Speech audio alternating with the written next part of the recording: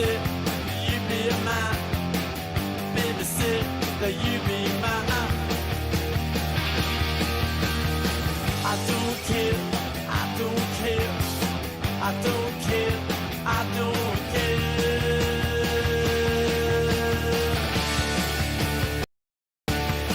I don't want you, don't want you. I don't want you. I want you to stay. But I guess it just can't be that way.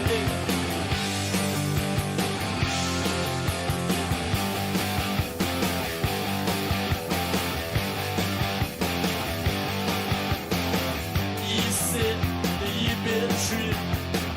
Baby said that you've been true. I don't care, I don't care, I don't care, I don't care.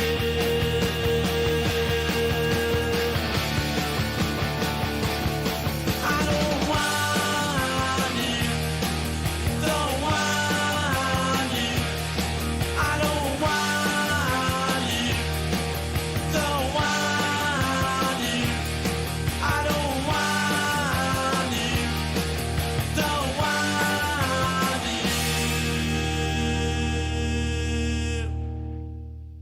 Non sortu zen punka? New Yorken ala Londresen? Galdera hori bera egiten du jende askok, eta benetako lehia dago bien artean. Historia ofizialean, baliteke punkaren benetako jaiotza 1976 garren urtean gertatu izana. Sex Pistols taldearen Anarchy in the UK abestia kaleratu zenean. Aurreko saioren batean entzun genuen abestia hau. Baina esan bezala askorentzat historiak geruza asko ditu. Eta punka bere horretan jaio aurretik beste geruza bat ere aipatu behar da, protopunk izaerako New Yorkeko taldeena. The Velvet Underground eta Patti Smith aipatu izan dira punkaren amaginarreba eta aitaginarreba gisa, baita Iggy Popen The Stooges taldea ere. Naiz hauek de New Yorkekoak ez izan. Baina egia da New Yorkeko eszena musikalean eman zirela ezagutzera batipat. Hiri honetan zegoen CBGB izeneko klubak garrantzi handia izan zuen Patti Smith edota Ramones bezalako taldeen loratzean. Bertan bizi izan zen Malcolm McLaren izeneko tipo ingeles bat ere, zeina eszena horretan blaitu zen. Eta Britania handian horrelako zerbait egin nahian, bere lagun Vivienne Westwood diseinatzailea batera, Sex izeneko denda bat zabaldu zuen Londresen 1971 garren urtean. Denda hura, arropa saldu eta modan euren ikuspegia zabaltzeko tresna izateaz gain, musikari askoren elkargunea ere izan zen. Handik urte batzuetara, Malcolm McLarenek berak sortu zuen manager gisa, roka betirako eraldatu eta punkaren unibertsoa ofizialki irekiko zigun taldea. Sex Pistols, alegia. Hemen, beraien abesti eternal bat, God Save the Queen.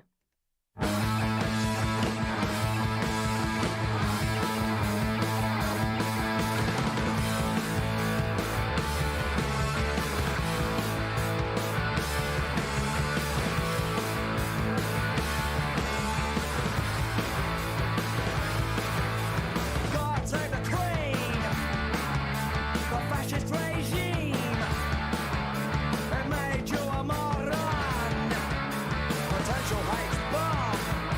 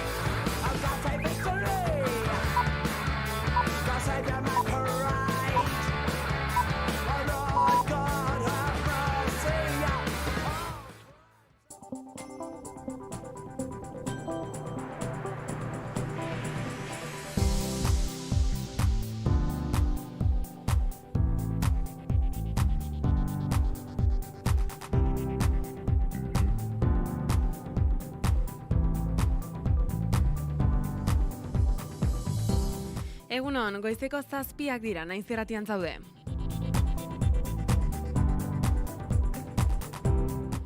Mutua Stop lelopean ELA, ESK, Steilas, USO, CST, CNT sindikatuek eta osasun publikoaren aldako plataformak kanpaina bat abiatuko dute urrengo asteetan Nafarroan zein autonomia erkidegoan mutualitatekin inongo lankidetza hitzarmenik sina ez dadin. 2023tik datorra fera Comisiones Obreras eta UGT sindikatuek COE eta CEPIME patronalekin langilek pairatzen dituzten hainbat gaixotasun arrunt privatizatzea eta osasun publikoko jarduerak mutualitateen esku uztea adostu zutenean.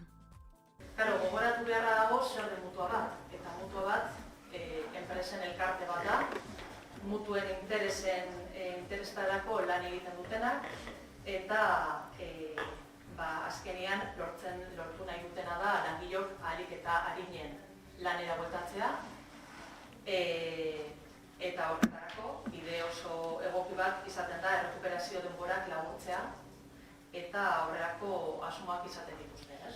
Akordio hori sinatu zenetik Espainiar estatuko 4 autonomia erkidegotan soilik adostu da osasungintza publikoaren eta mutualitateen arteko lankidetza. Katalunia, Asturias, Balear Irletan eta ingelesan.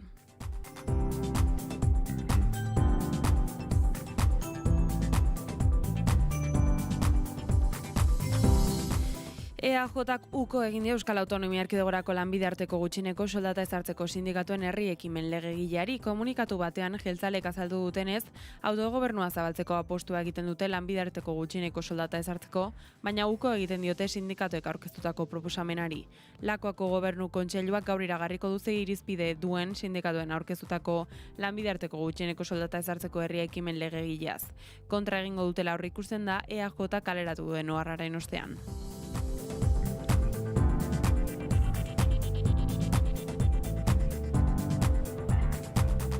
Eta nazioartean azken egunetan zerrenda goitik bera bombardatu ostean, Israelek jakinarazi du suetenarekin berriz ere konprometituta dagoela Gazan.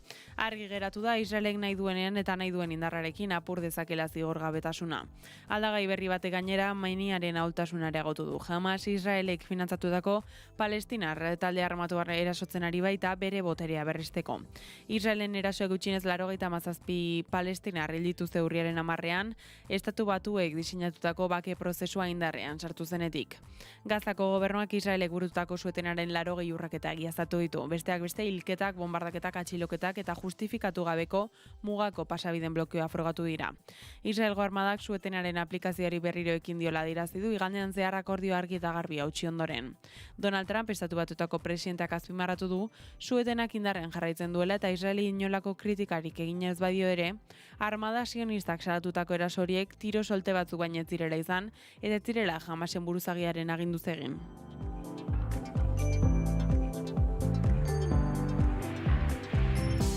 Eta kirol kontuetan ostegun honetan irekiko da Euskal Selekzioa Palestina partidurako sarrera salmenta. Euskadiko Futbol Federazioaren webgunearen bidez erosial izango dira osteguneko 10 aurrera. Eserlekuak zenbakituak izango dira eta prezio hauek izango dituzte. 31,5 euro B tribuna nagusia eta ekialdeko tribuna baxua. 28,5 euro goi tribuna nagusia eta ekialdeko goi tribuna. 25,5 euro iparraldeko goi tribuna eta hegoaldeko goi tribuna eta 20,5 euro iparraldeko B tribuna eta hegoaldeko B tribuna.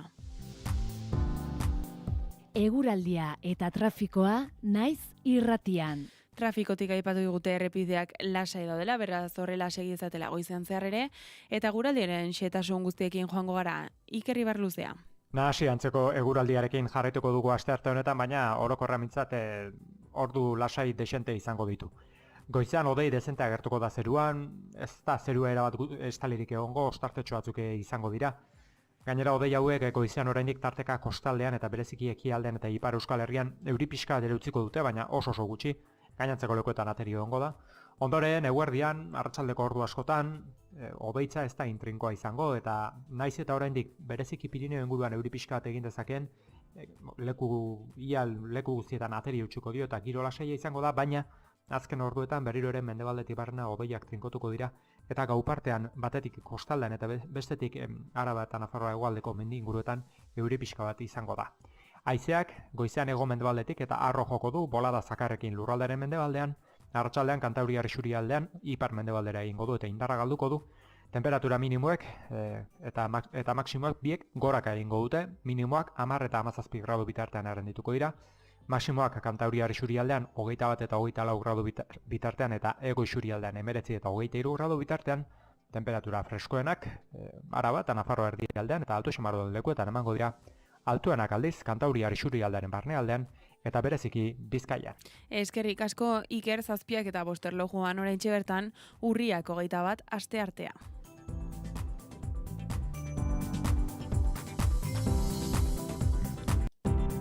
Informazioaren aria. Euskal Herria Palestina bufanda. Eskuratu naizekin Euskal Selekzioak Palestinarekin azaroaren 15ean jokatuko duen partidarako bufanda. Eskatu naiz dendan. denda.naiz.eus. Eta etxean jasoko duzu partidaren eguna baino lehen. denda.naiz.eus. Eskatu orain. Euskal Herria Palestina.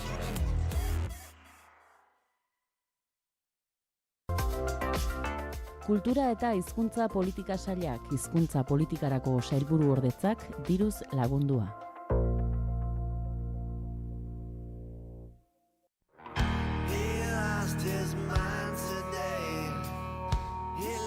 Kaixo, Iskandar Fernandez naiz eta gaur egungo gitarren soinuak ezagutzera gonbidatu nahi zaituztet. Orain entzuten, larun batero arratsaldeko 5etan Naiz irratian, eta ondoren nahieran, webgunean eta podcast plataformetan. Eta saio honetan, gaur egungo musikan zentratuko bagara ere, noizbehinka, jarraian entzungo dugun klasikoak ere entzungo dituzu.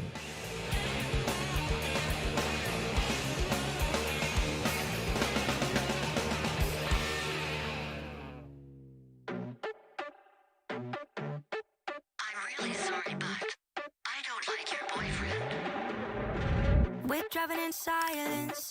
Please don't ask me what I think, 'cause it's hard for me to lie to you. I'm trying to stay quiet, but you can see it in my face, 'cause I know that he ain't good for you. But I'll try to get along, and I'll laugh at his jokes. I'll be nice and play dumb. You'll always be together, and I'll say that he's cute. I don't want to be rude. I guess what I'm trying to say is I don't like your boyfriend. Oh shit, did I say that out loud? I don't like your boyfriend. Nothing you should know. If he was my boyfriend, I would let him go. If you're asking me, I would pack my bags and leave. Go and get the man you need, 'cause I don't like your boyfriend. You know I got your back, always let you live your life. But if I see something, I'ma say something. Yeah, you got type. You want somebody cool? I'm telling you, this one, he's just cold. He's so immature, not judging you, but it's gone on way too late. And I'll say that he's cute. I don't want to be rude, but what I really want to say is I don't like your boyfriend. Nothing you should know. If he was my boyfriend, I would let him go. If you're asking me, I would pack my bags and leave. Go and get the man you need, 'cause I don't like your boyfriend. I don't like your boyfriend. I don't like your boyfriend. I don't like your boyfriend. I don't like your boyfriend. It's not too late to leave him. You can stay at mine tonight. I just can't escape the feeling. Something about him isn't right. I don't like your boyfriend. I don't like your boyfriend. Oh shit, did I say that out loud? I don't like your boyfriend. Nothing you should know. If he was my boyfriend, I would let him go. If you're asking me, I would pack my bags and leave. Go and get the man you need, 'cause I don't like your boyfriend. I don't like your boyfriend. I don't like your boyfriend. I don't like your boyfriend. Piztu irratia, entzun naiz irratia. Bilbo aldea, 92.2. Gasteiz eta Arabako lautada 91,5 Donostia aldea 93,8 Gernika 96,7 Leitza 95,1 Bortziriak 103,1 Urola 90,8 Goierri 102,2 Legazpi 94,6 Piztu eta entzun naiz irratia.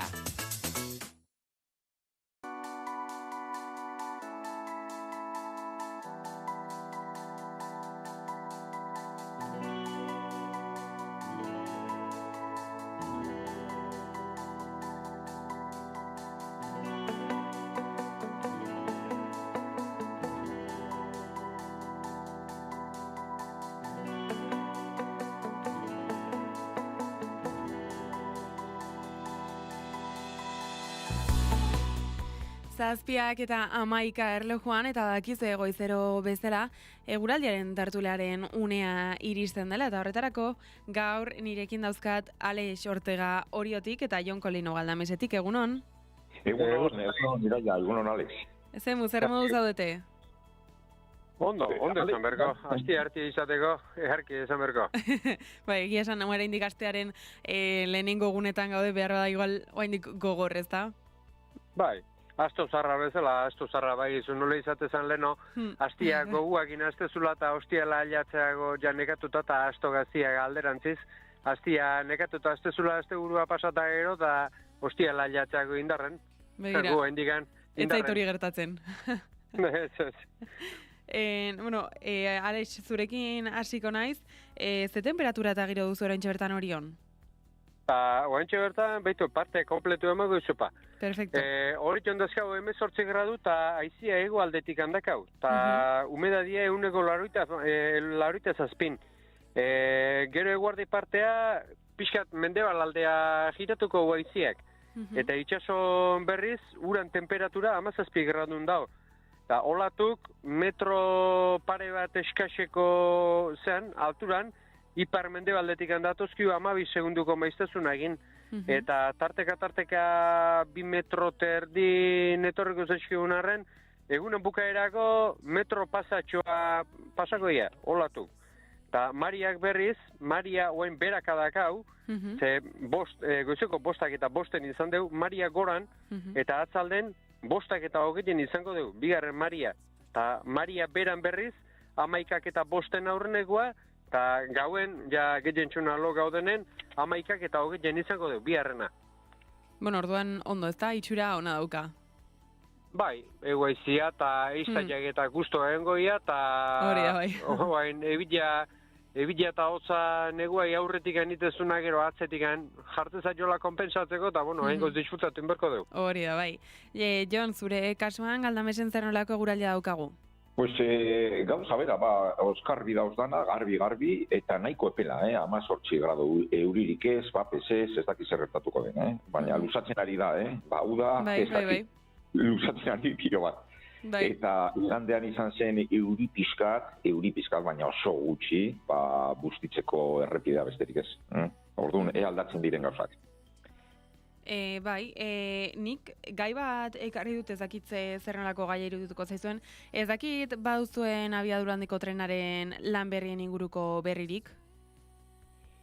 Espaldien gutxi, geldik handola. Hoendik ez da la martxan hazi. Begira, esan behar dizuet, ezkiotik pasako den alternatiba berri bat iragarri dutela atzo eta gaur artean, baina egia da inguruko jende askok salatu dira eraso ekologiko handi baten aurrean gaudela. Zuek baso eremuan, baserri eremuan ibiltzen zaretela honen berri galdetu nahi nizuen, ze azkenean HTaren zundaketa berriak hemen inguruan hasiko direla eta zer iritzi duzue bai proiektuaz eta bai zundaketa berri hauez? Pues, gure partetik olako proiektuak ja nik uste ezinezkoa direla.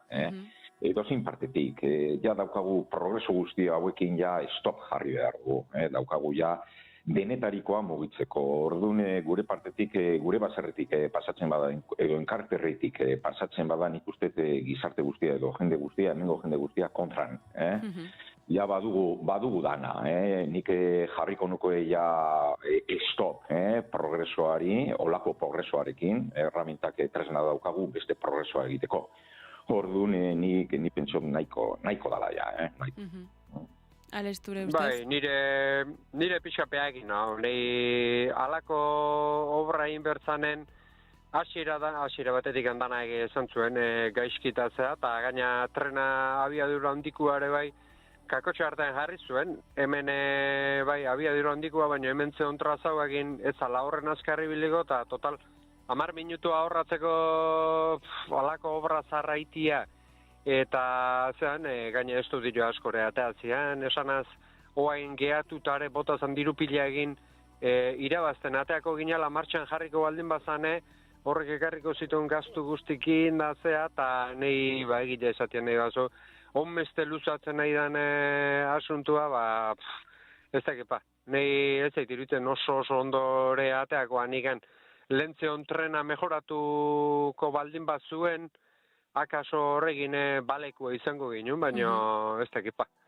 Arrezpa duzu, bai, Alex. Hemen ezkerraldean egin zuten olako autopista orain dela 7-8 urte, eta jendea ez du asko erabiltzen. Orduan hori esaten duzun moduan, gastatzen den dirua beste forman gastatu behar da, beste gauzak egiteko, eta gainera olako terrena egiteko, mendian ez bakarrik terrena, eta dirua, baizik eta joan behar gara mendira, zimentoak egin porlana pilo bat bota, eta ekosistema guztia apurtzen direz ez.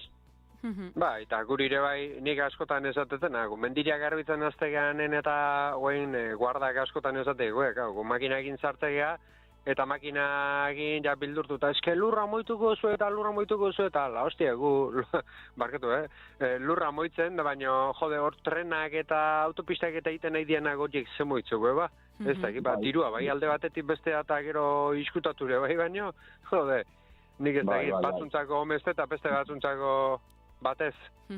Eta gainera hori ekosistemak ez dira berreskuratzen. Naiz eta denbora pasa, baina ekosistemak ez dira berreskuratzen. Ana Badinon, adibidez, hementxe Bizkaian, holan, ez dakit zenbat egin dutenan, eta mendi guztia apurturik, naiz eta rekuperazio paisajistika egin dutenez, baina garramina besterik ez dut eta laurategia, baina hemengo basoak ja apurtute. Hor, Jon, aipatu duzu ekosistema, zuen ustez norera egiten dio proiektu honek adibidez basoko animaliei, landareriari eta inguruko azkenen ekosistema horri? Pues, ni pentsot olako proiektuak kontran daude, eta mantentzeko bai fauna botanika eta dana ezinezkoa da, dauz kontra totalmente. Orduan nik uste olako proiektuak, nik uste ez dira beharrezkoak, beste gauzak egin ahal dugu, eta gainera inguru gira lehenengoz ikerketak egin behar dira, ea beharrezkoa den edo ez. Eta nik pentsatzen dut momentu honetan lehentasuna eman behar dugu inguru giroari.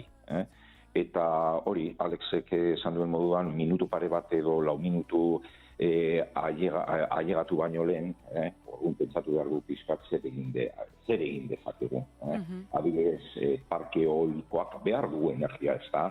Baina lehenengoz ikerketa egin behar dugu eta lekua proposamen baten sartu behar ditugu olako eolikoak edo ez nahi dugun tokian, edo erreza dagoen tokian. Pistak egiteko, ailegatzeko pistak egin behar dugu. Orduan, bai ekosistemak apurtzen dira bai, lurra jauzen da, gero dator igadura, ibaiak zikinak, orduan, asunto oso larri, pentsatu behar dugu zeo zer egin baino lehen momentu honetan, pentsatu behar dugu ondo. Ales, zure kasuan?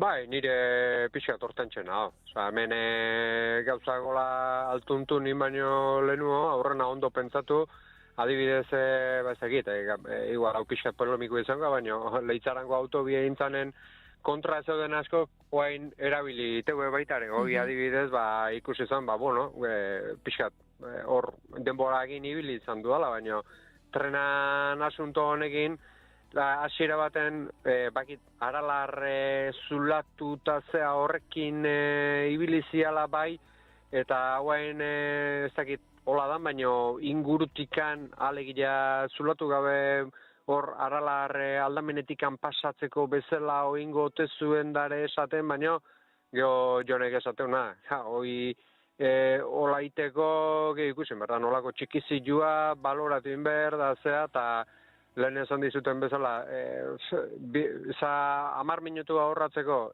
inberdezun txikizio horrek, ez dakit panik zenbateneko konpensatzeo gigon, lehen dakaun tren hori fundamentuz ondo jarri ezkeo, horrekin neikua dala esateuen estudio pila bat daudenen, ez dakit, gaina horren beste urte, ez dakit, zenbat urte luzatzen eidan horire, eta ez dakit, konpensatzeun, horrekin segitzia, zubi horiek ez dakit, puenti niteko, parapenten botatzeko, bide gorri egiteko, holako beste zozortako aprobetxatu, baina ez dakit, panik, horrekin zenbat jungoan aurre. Bikote mila esker tertulia honengatik azkenean oparoa izan da eta askorako eman du, baina oso interesgarria biok izan dituzuen aldeak eta iritziak, eta hurrengo astean ikusiko dugu, entzungo dugu elkar. Egun hona izan. Agur. Agur.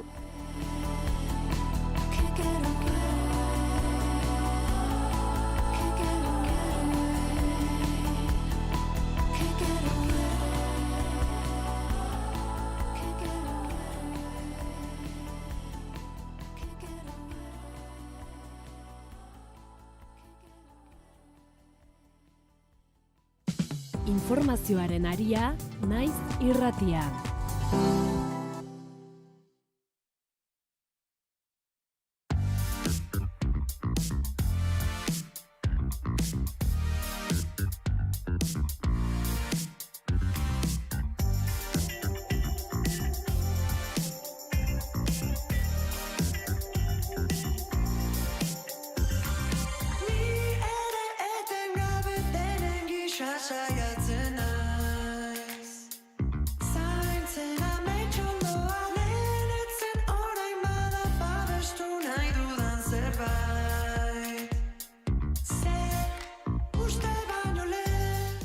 Eta guk albisteak ematen jarrituko dugu, baina kasu honetan ez beharrez hitz egin behar dugu. 30 urteko gizon batek igande arratsaldean Tuteran jasan zuen ustezko eraso homofoba ikertzen ari da herriko udaltzaingoa. Erasoa Lourdes auzoko taberna batean gertatu zen.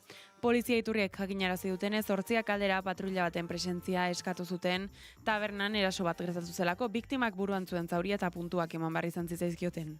Honek azaldutakoaren arabera, aurretik ezagutzen ez zuen gizon batek bortizki erasotu zuen, bere ustez, bere sexu izaerak eragin zuen erasoa. Udaltzaingoko agenteek izapideak hasi zituzten bi ustezko delituengatik eta hau aztertzeko lesio delituak eta gorroto delituak kasu honetan. Ikerketa zabalik daukate erasotzailea identifikatu eta aurkitu ahal izateko.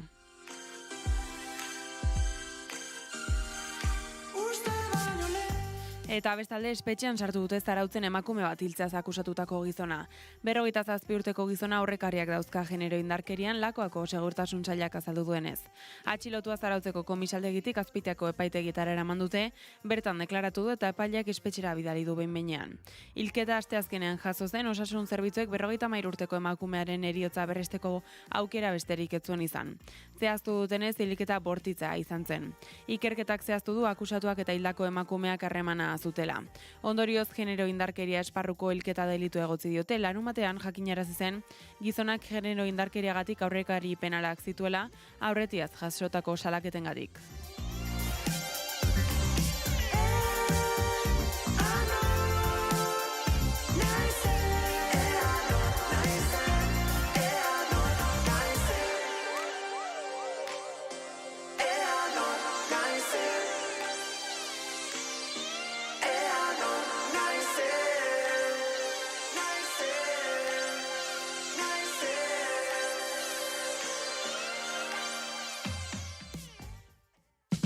Informazioaren aria, naiz irratia.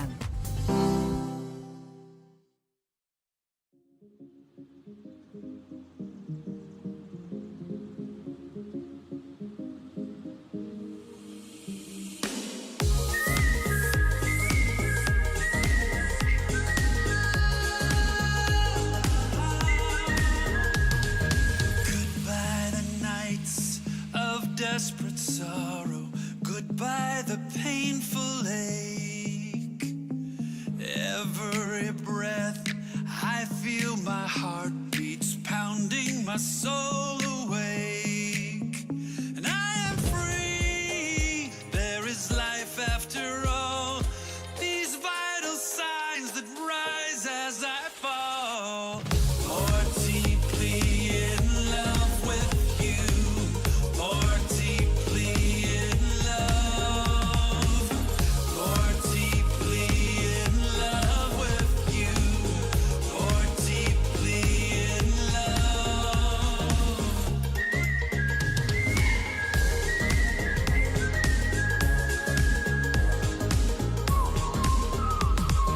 Shattered I was, broken and torn, questioning everything. The cure for my heart, the medicine easy, and I am drinking you in. And I believe in life after all, quicksilver signs that rise as I fall. More deeply in love with you. More deeply in love. More deeply in love with you. More deeply in love. More deeply in love with you. More deeply in love. More deeply in love with you. More deeply in love. It's so amazing, it's kind of crazy how one day changes everything. Life turns on magic, old hurts will vanish. You never know what love will bring. It's so magnetic, go and get it, won't give it up for anything. It's freedom, it's such a good dream. More deeply in love with you. More deeply in love. More deeply in love with you. More deeply in love. More deeply in love with you. More deeply in love. More deeply in love with you. More deeply in love.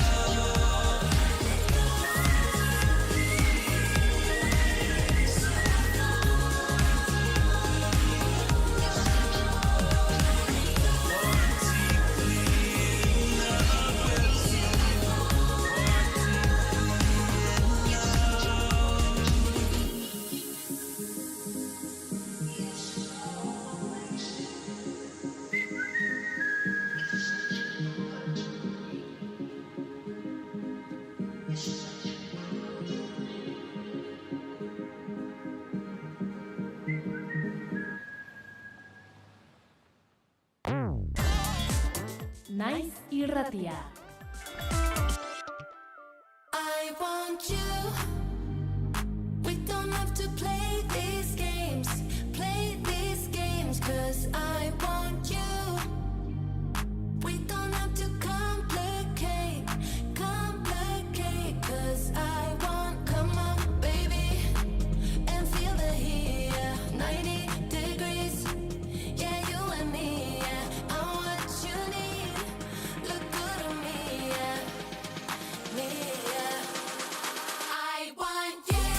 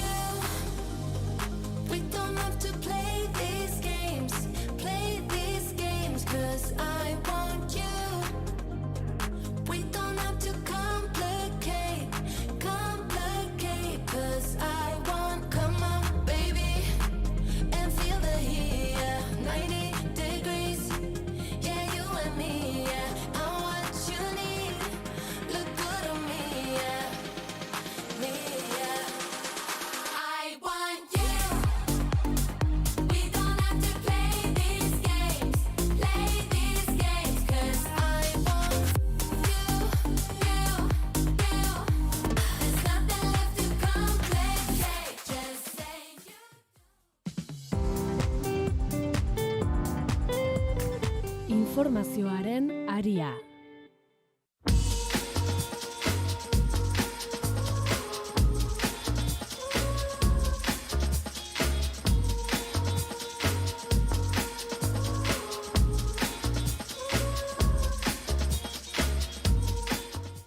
Zazpiak eta 31 erlojuan eta badakizue ordu honetan editorialaren unea iristen dela. Horretarako gaurkoan nirekin daukat Zaloa Badiola, egunon? Atzo amaitu zen epaile batek Jorleni Suarez Agirreri eta haren familiari Frantziar estatutik alde ekiteko eman zien epea. Poliziak ohiko kontrol batean paper guztiak behar bezala ez zituela aurkitu ondoren. Suarez kolonbiarra da eta 3 urte daramatza Baionan bizitzen. Bikote frantsesa du eta lana du. Bere semeak, Dario Santiagok, Angeluko Kantau Lizeoan ikasten du eta bere alaba Sarak Lapurdiko hiriburuko Albert Camus ikastetxean. Biek oso ondo menderatzen dute frantsesa, diote azken ikastetxe horretatik. Asanbladako 3 euskal diputatuek babesa agertu diote familiari. Kontua ez da Suarezen bertuten eta lorpenen zerrendan nabarmentzea. Migratzaileen egoera erregularizatzea ez litzateke merituen jinkana bihurtu beharko. Baizik eta agerian uztea migratzaileek beren bizi proiektuak jasaten dituzten prekarietatea eta etengabeko mehatxua komunitatean hain errotuta eta integratuta dauden kasu batean ere. Suarez Baionako kide da, labur bildu zuen ostiralean Helen Dukarre Zimade migratzaileen eskubideen alde lan egiten duen erakundeko bozeramaileak. Dukarrek Suarezen kasu zehatza Frantziako estatuak Emmanuel Macronen lehendakaritzapean bizi duen eskubideen murrizketaren testuinguru orokorrean kokatzeko aprobetxatu zuen. Aktivistak azaldu zuen 2012ko legeak berez murriztatzailea zenak zirrikitu batzuk irekita uzten zituela urtean 30.000 pertsona erregularizatzea errazteko. Leiho hori ia erabat itxi zen 2024ko legearekin Macronismoak Marine Le Penen eskuin muturraren botoekin onartutakoa izan zena. Egoera zentzugabea da, esaterako Suarezena Batzar Nazionalak onartutako arauan deskribatutako tentsiopeko enpleguetako batean lan egiten baitu, baina ezin du 12 hilabeteko nomina egiaztatu, Akitania Berriko makroeskualdeak ezpaitzion alakorik aitortu joan de maiatzer arte. Donald Trumpek eta bere polizia migratzaileak foku guztiak eraman ohi dituzte, baina ez da beharrezkoa ozeano bat zeharkatzea agenda autoritarioaren gorakada globalak dituen ondorio anker eta kaltegarriak aurkitzeko.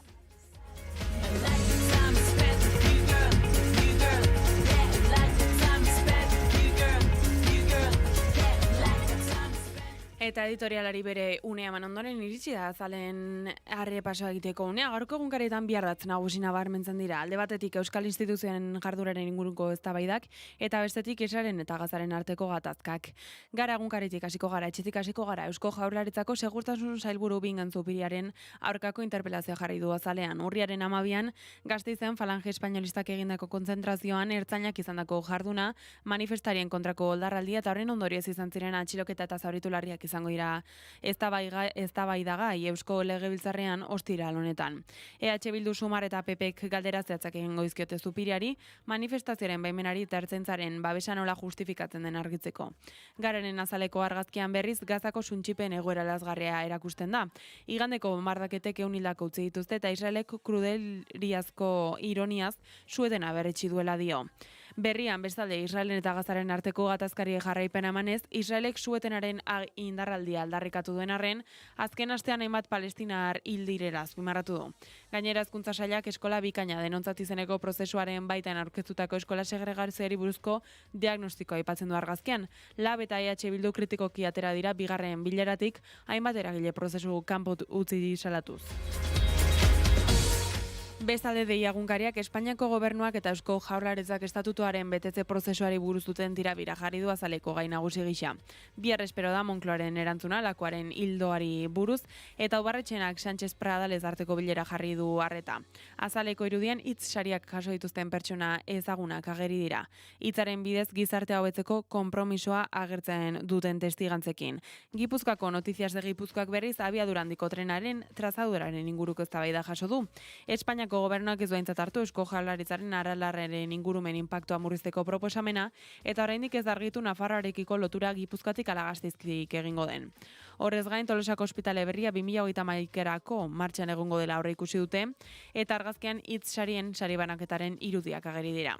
Diario de Noticias egunkariak osasunari eskaini dio azala. Gripearen aurkako txertaketak iaz 245 ospitaleratze saineztu zituela dio, eta aurtengo kanpaina abiatu dela gogorarazi du.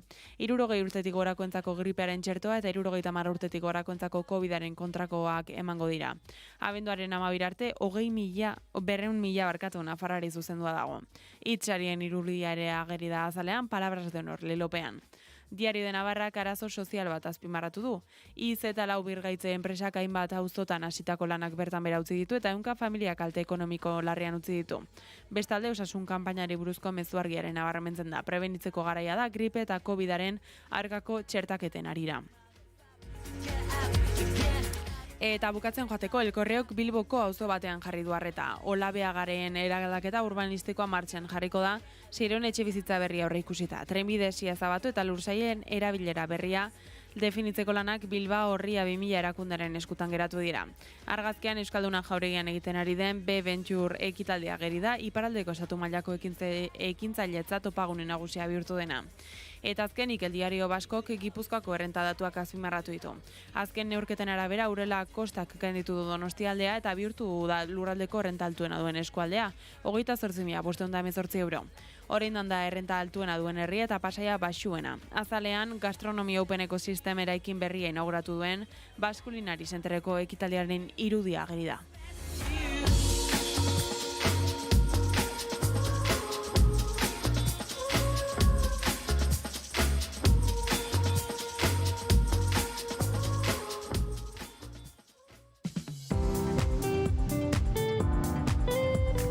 Informazioaren aria.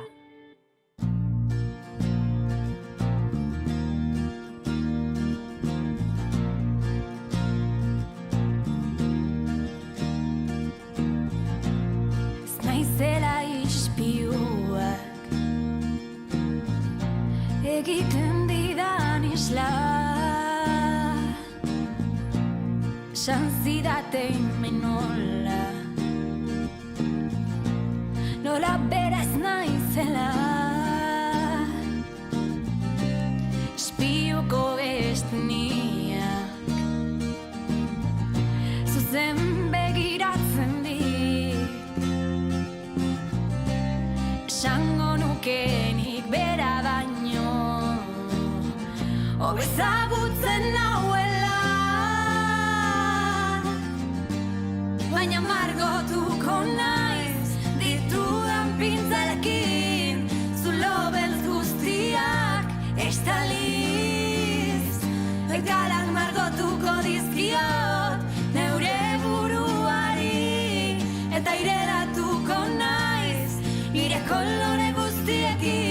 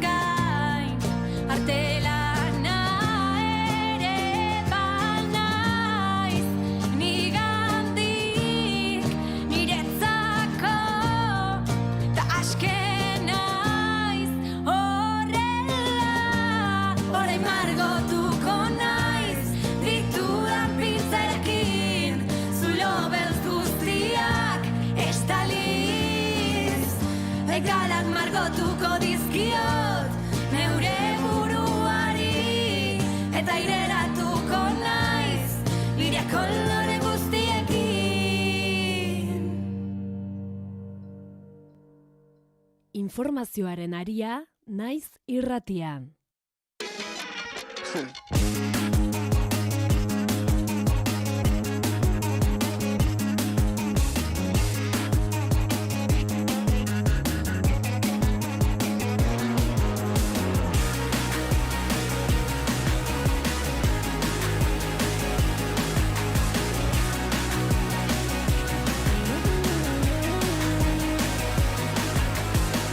Mundua obretan dagota guk apurtu dugu euria erruzari du.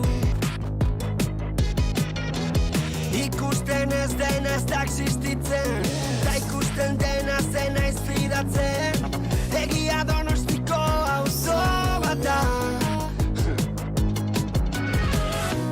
Ni ere beldur naiz, baina ez dizut esan. Zazpiak eta 42 erlojuan eta bakizu egoizero bezala iritsi dela tertulialen unea eta horretarako gaurkoan irekin dauzkat Iker Gurrutxaga, Egoi Belategi eta Garazti Kastaino, egunon. Egunon. Zer muz gaude? Ba, ez ondo. Ez, hori? Aste artea delako, Iker. Bai, baina neke pilatu atzero edo horrero, bai. Begira, nik esan barut. Ni ezakit, eskantxatua jaiki naiz. Estiratu dut pixkat, main dire artean. Eko esako bostetan alarma aldatzen hasi ez pentsatuta iganda zela. Hori da, wow. Aldatzen hasi ez da, Kristo. Badakizu nien zerreta uzitzaien larun batean? Zer? Ba, beti bezala zunula goizeko alarma eta goizeko lautertan josun. Baina, ze plazer ematen duen? Nei berdin zait, baina galetu nire bikotekideia zerretu zaio goizeko lautertan esnatzea larun baten. Alarma izaten duzu jarrita egunerorako? Karo, nik eske bestela azten zait gero jartza orduan. Ni bere eskola. Nik gauero jartzen dut. Ez, nik astelenetik ostiralera programatuta dut. Baita ere aukera dago, baina egiten duena kriston arraro da. Jartzeitut bi, beti 3 jartzeitut. Ze lehenengoa normalean itzaltzen duzu? Ez dut itzaltzen, enez hartzen. Bale. Bai, askotan ere enez nizaten esatzen dena. Baina orduan bi alarma jartze ditut, lehenengo biak, astenetik ostialera eta 3. bat jartze dut ezakit, zeo zer gaizki gertatuko balitz edo egunero, zazpegunetan, eta hori aurrekoan jozunak. Nire simplea bada, nirea da ez dakidala zergatik batek erabatera jotzen du, eta bestea ez du lortzen bestea ere moduan jotzen jartzen. Eta zer dut ezizue? Soinua, esaten duzu? Suabe esnatzen joateko modu hori bakarrak du aukera. Eta, klar, azte buruta zerratik esnatu behar dut, ez. Nik azte tartean bezala esnatu behar dut, alarma bera erabiltzen dut. Egia esan dela faena da, baina larun batean azten zaizunean alarmak entzea, goizeko 5:00, 6:00 edo bakitza ditokatzen zaion orduan, eta ez dizu, ez aste burua. Horaitik login ezaket, sudur puntan jartzen zaia guztia. Edo astean zehar baita ere esnatzen zarenean komunea juteko, edateko dena helakoa eta ikusten duzunean, demagun, ez? Oizeko 6:00 esatu behar dut, eta gaueko 12:00 dira. Ni egunero jaikitzen naiz. Bai, Bai, gauerdian. Eta ez dakat inongo problemarik, nik uste dut erdi sonambula, bai. Banago horre trantze batean, joaten naiz. Baina justo kontrakoa. Ohera esertzen naiz eta automatiko. Lo hartu? Bai. Baina eta zer gertatzen da, edo nola sentitzen zarete, esnatu behar duzunean, goizteko 6:00, eta erlojura begiratu eta dia 6:10 gutxi. Niri atzeta gaur gertatu zait, esnatu eta ikusi 3:34. Eta esan, venga, banijoa, jazta. Gustatzen garen ordu txikitan, gaina hori areta okerrago da. Bai. Bueno, baina 10 minutuko baldin bada, nik eskertzen dut, Dalako 10 minutuko oean egoteko eta esnatu zara, nire problema izaten da. Lo hartzea. Lo hartzea baino, kosta egiten zait, jaikitzea. Alegia, gara zezudar horietakoa, jartetuzun, programatituzula 3 alarma, baina gainea lehenengo alarma da bakizula, eta zenbat minutu zaituzu alarma batetik bestera. Daukadana jarrita lehena da 5 minuturo, orduan terditatik 4 gutxi arte, baina gutxitan daukat bikoitz bat. Haze festa, ez? Nik hori egin izan dut. Ja, ez dut egiten. Ari nahi zobetzen, Nik hobetu dut, horregatik tartekoak kentzea lortu du. Orain bakarrik dakat lehenengoa eta 5 minuturo.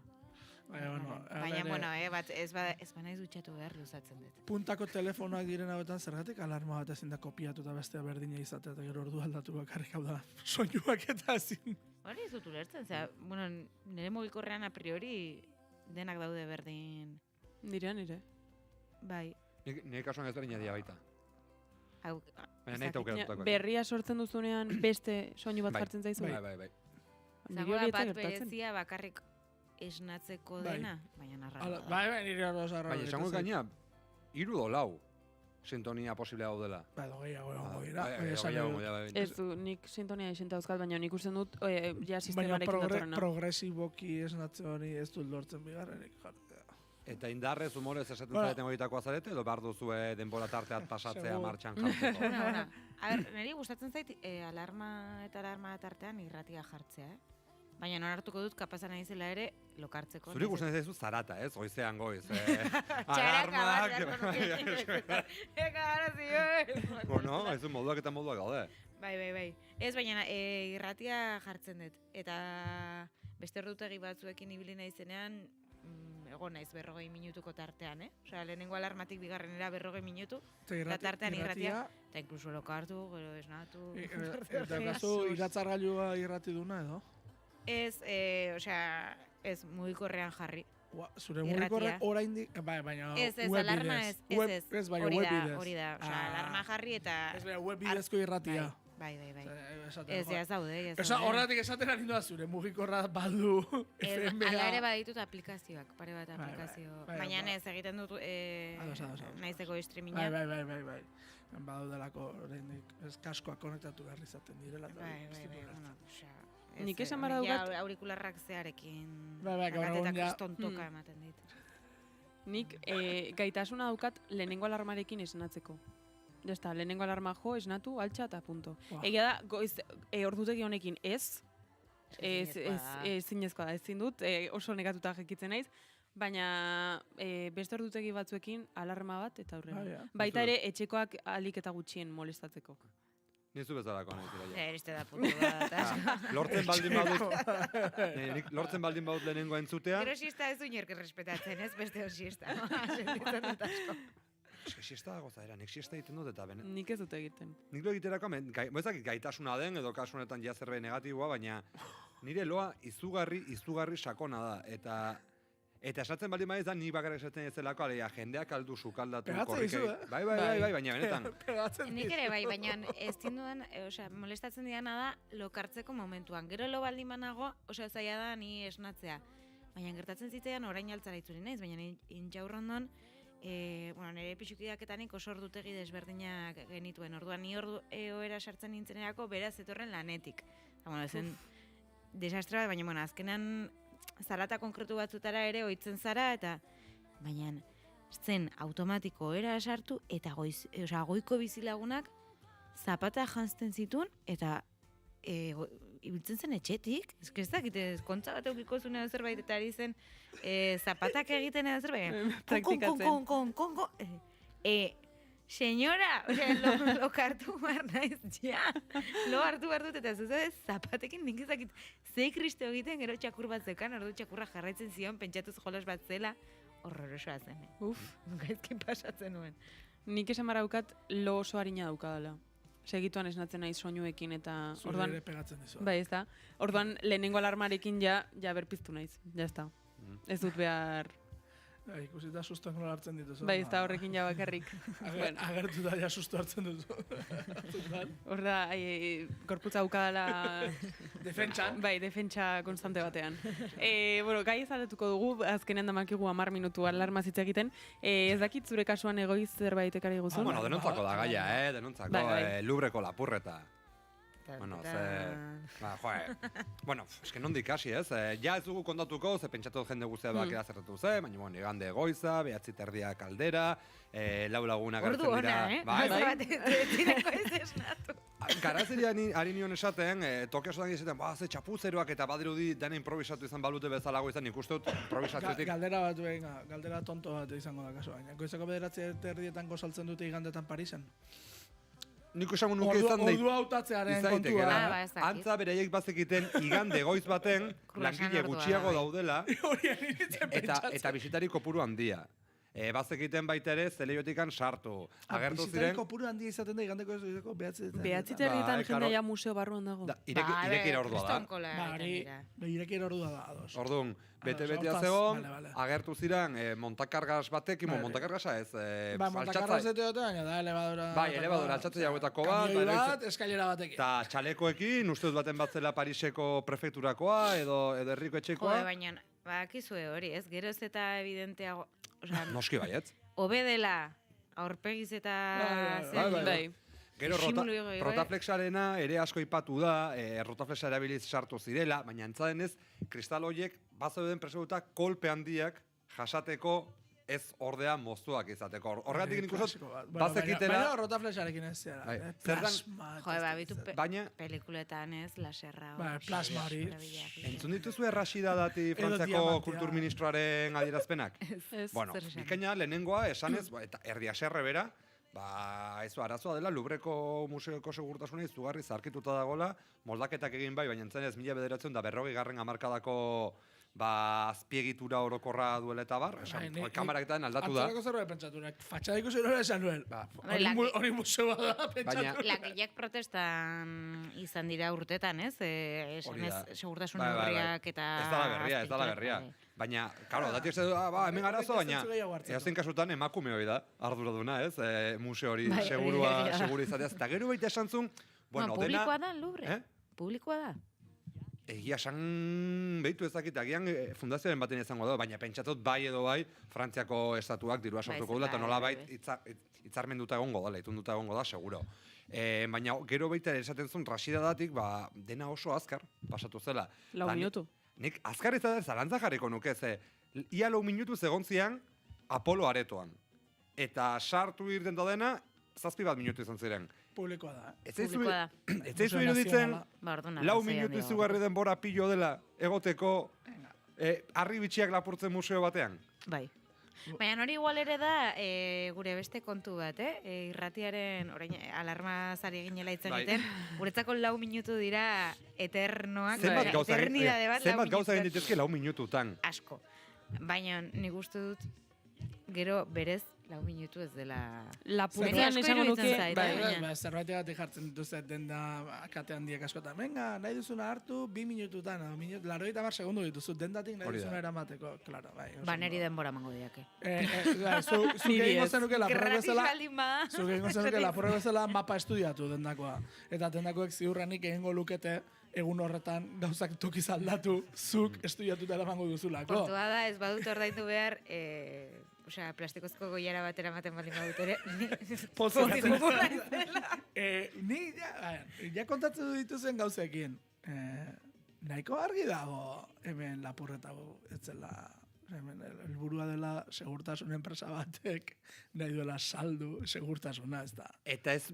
Bai edo, baina ez duzu uste... Osako zituzten eskaintzak. Konspiranoiko jarri gaitezen, esan edo, pelikula...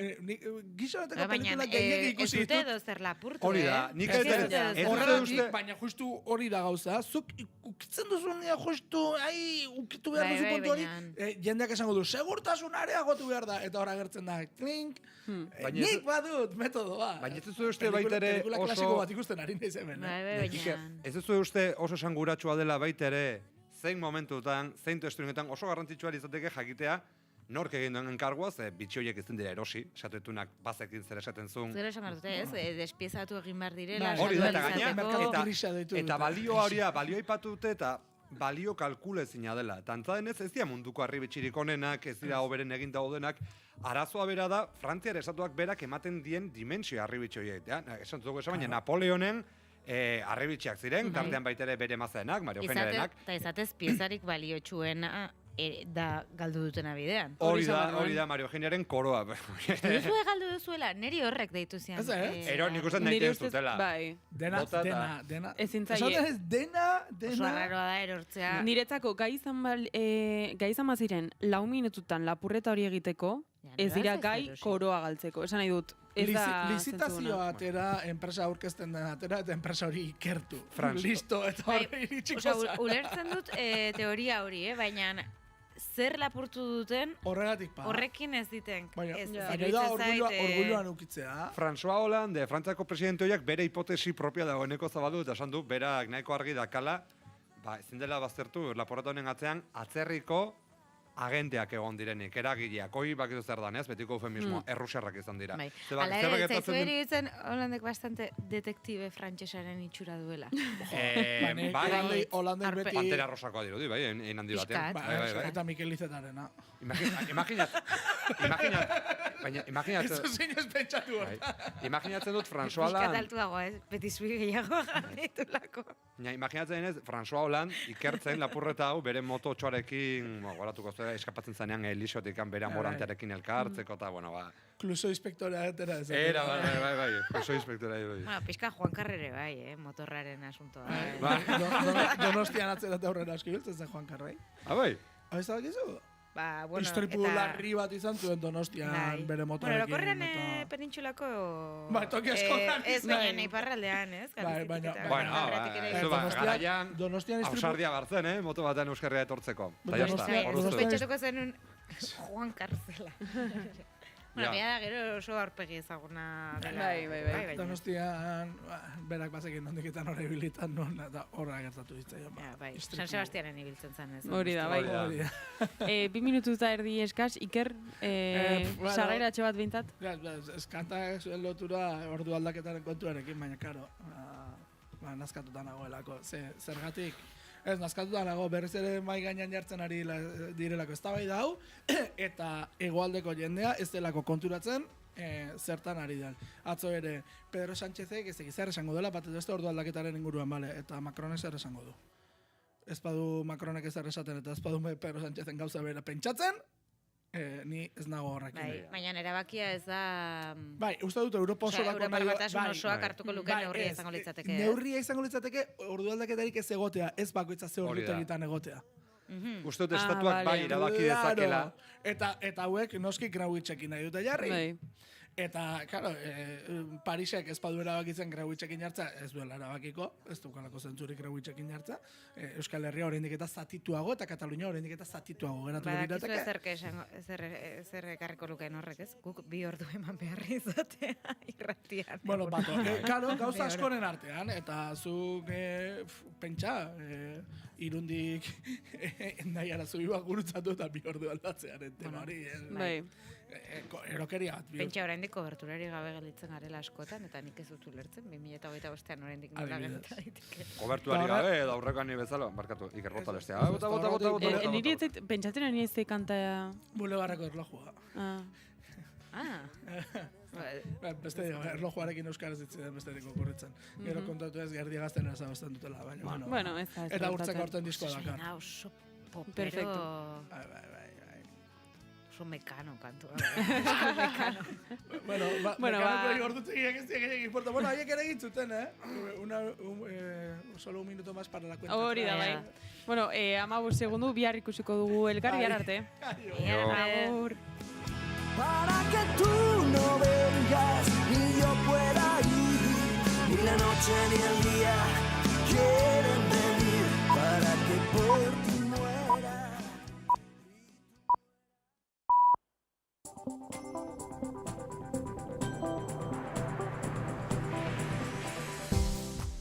Informazioaren aria, naiz irratian, Pegi Lekuona. Egunon, goizeko 8 dira, ongi etorri naiz irratira. Bingen Zupiria, Kurriak 12ko istiluetako ertzaintzaren dispositiboaz erantzun eman beharko du. Segurtasun sailburuak 2 galdera eta interpelazio bati erantzun beharko dio ostiraleko kontrol saioan. Iraia Kamra, egunon. Egunon, Pegi eta egunon entzuleak, ertzaintzaren jardunaren balorazio eskatu dio Bilduk. Sumar mugimenduak, Memoria Demokratikoaren legearen aurkako ekimena zelarik, hausaiesteko exekutiboak egin duenaz galdetuko du eta PPek bat egingo du sindikatu polizialek salatutako dispositiboaren gabeziekin. Euskal Alderdi Jeltzaleak uko egingo die Euskal Autonomia Erkidegorako lanbidarteko gutxieneko soldata ezartzeko sindikatuen herri ekimen legeilari. Jeltzaleek diote sindikatuek aurkeztutako ekimena ez dagoela kontsonantzian historikoki euskal sindikatuek aldarrikatutakoarekin. Lan harremanetarako marko propioa eraiki behar dela aldarrikatu dute estatuaren ikuskaritzatik kanpo. Herri ekimen legegilaren proposamenak estatuaren menpekotasuna sustatzen duela azpimarratu dute. Eta mutuak stop lelopean, sindikatuek, hain zuzen, osasun publikoaren aldeko plataformekin batera, kanpaina abiatu dute, Hego Euskal Herria mutualitatekin inongo lankidetza hitzarmenik sinez dadin. Akordio hori sinatu zenetik Espainiar estatuko 4 lurraldetan soilik adostu da lankidetza. Hala ere Euskal Herriko sindikatuek salatu dutenez, Lakuako gobernuak oraindik ez du baztertu horrelako akordio bat egitea eta Nafarroak Komisiones Obrerasekin, UGTrekin eta CNekin adostu du akordio hori garatzeko asmoa. Gure helburu nagusiena da, gaurkoan, bai? Eusko Jaurlaritzak eta Nafar gobernuak akordio hori ez sinatzea. Beraz, langileen kontingentzia arruntak ez privatizatzea, ez eramatea mutuetara, bai? Hasiko liratekez gaitz traumatiko-logikoekin. Baina, klaro, hortik hasita, gero beste guztia batekatu, baina bidea. Eta Baionan berriz prefeturak 2 haur dituen familia kolonbiar bat kanporatzeko erabakia baieztatu du. Pirineo Atlantikoetako prefeturak Suarez Frantzian era irregularrean eta Espainian nortasun agiri faltsuak erabiliz egon dela esanez justifikatu dio kanporaketa agindua. Zimadek agiri faltsuak zituela gezurtatu zuen bere agerraldian. Eta nazioarteari dagokionez azken egunetan, Gazako zerrenda goitik bera bombardatu ostean Israelek jakinarazi du su-etenarekin berriro ere konprometitua dagoela. Argi gelditu da, estatu sionistak nahi duenean eta nahi duen indarrarekin apur dezakela zigorgabetasunez. They're going to be very good, they're going to behave, they're going to be nice, and if they're not, we're going to go and we're going to eradicate them if we have to. They'll be eradicated. Hoi bezala mehatxuekin jarraitu du Estatu Batuetako presidenteak, Hamasi ohartaraziz suntzituak izango direla, su-etenerako akordioan adostutako zehatz-mehatz betetzen ez badute.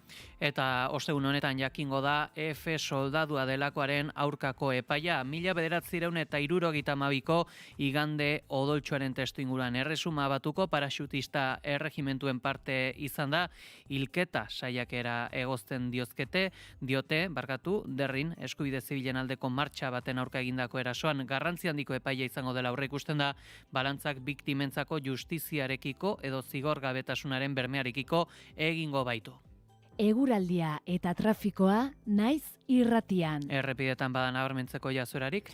Hainbat kontu ditugu, ohiko autopilaketak daude Bilbo inguruan, Leioan, Barakaldon eta Galdakaon, bestalde kami baten matxura dela eta AP8an Zumaian Irungo onorantzan, errei bat itxita dago eta 2 kilometroko autopilaketak daude, eta azkenik 2 kilometroko autopilaketak AP batean Soraluzen Vitoria-Gasteizko onorantzan bidelanak direla eta beraz kontuz puntu horietan. Adibili beraz, seguraldiaren nondik norako guztiak Iker Ibarluzeak.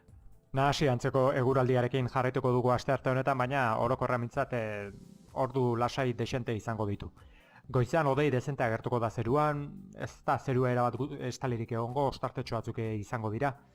Gainera hodei hauek goizean oraindik tarteka kostaldean eta bereziki ekialdean eta Ipar Euskal Herrian euri pixka ere utziko dute, baina oso gutxi, gainantzeko lekuetan ateri egongo da. Ondoren, eguerdian, arratsaldeko ordu askotan, hodeitza ez da intrinkoa izango, eta naiz eta oraindik bereziki Pirineo inguruan euri pixka bat egin dezakeen, leku guztietan ateri utziko dio eta giro lasaia izango da, baina azken orduetan berriro ere mendebaldetik barrena hodeiak trinkotuko dira, eta gau partean batetik kostaldean eta bestetik Araba eta Nafarroa hegoaldeko mendi inguruetan euri pixka bat izango da. Haizeak goizean hego mendebaldetik eta harro joko du, bolada zakarrekin lurraldearen mendebaldean, arratsaldean Kantauriar isurialdean ipar mendebaldera egingo du eta indarra galduko du. Temperatura minimoek eta maksimoak biek goraka egingo dute, minimoak 10 eta 17 gradu bitartean errendituko dira, maksimoak Kantauriar isurialdean 21 eta 24 gradu bitartean eta hego isurialdean 19 eta 23 gradu bitartean, temperatura freskoenak Araba eta Nafarroa erdialdean eta alto xamardoen lekuetan emango dira, altuenak aldiz Kantauriar isurialdearen barnealdean eta bereziki Bizkaian. Jarraiz pura teknikan urriak 21 da, asteartea. Informazioaren aria.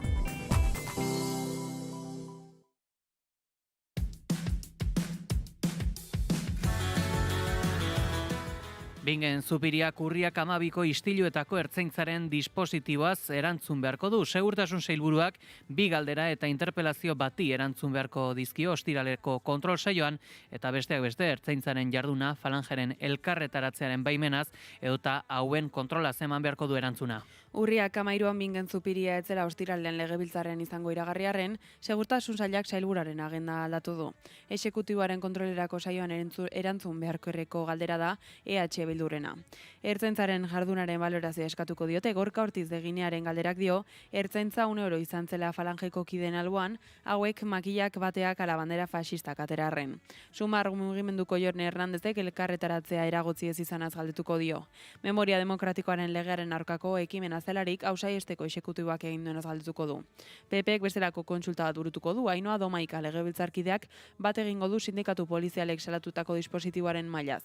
Nolatan ertzainaren dispositiboak ez diren eraginkorrak izan galdetuko dio. Bat testuinguru honetan, Joseba Díaz Antxustegi jeltzalearen esanetan, beraiek ez dituzte gauzak egiten EH Bildu begiratuz, legebiltzarkidari EH Bilduren erantzun irmoago bat sustatu asmo duten galdetu diote, hemendik aste terdi barru legebiltzarrean eztabaidatuko diren 2 legez besteko proposamenen bueltan.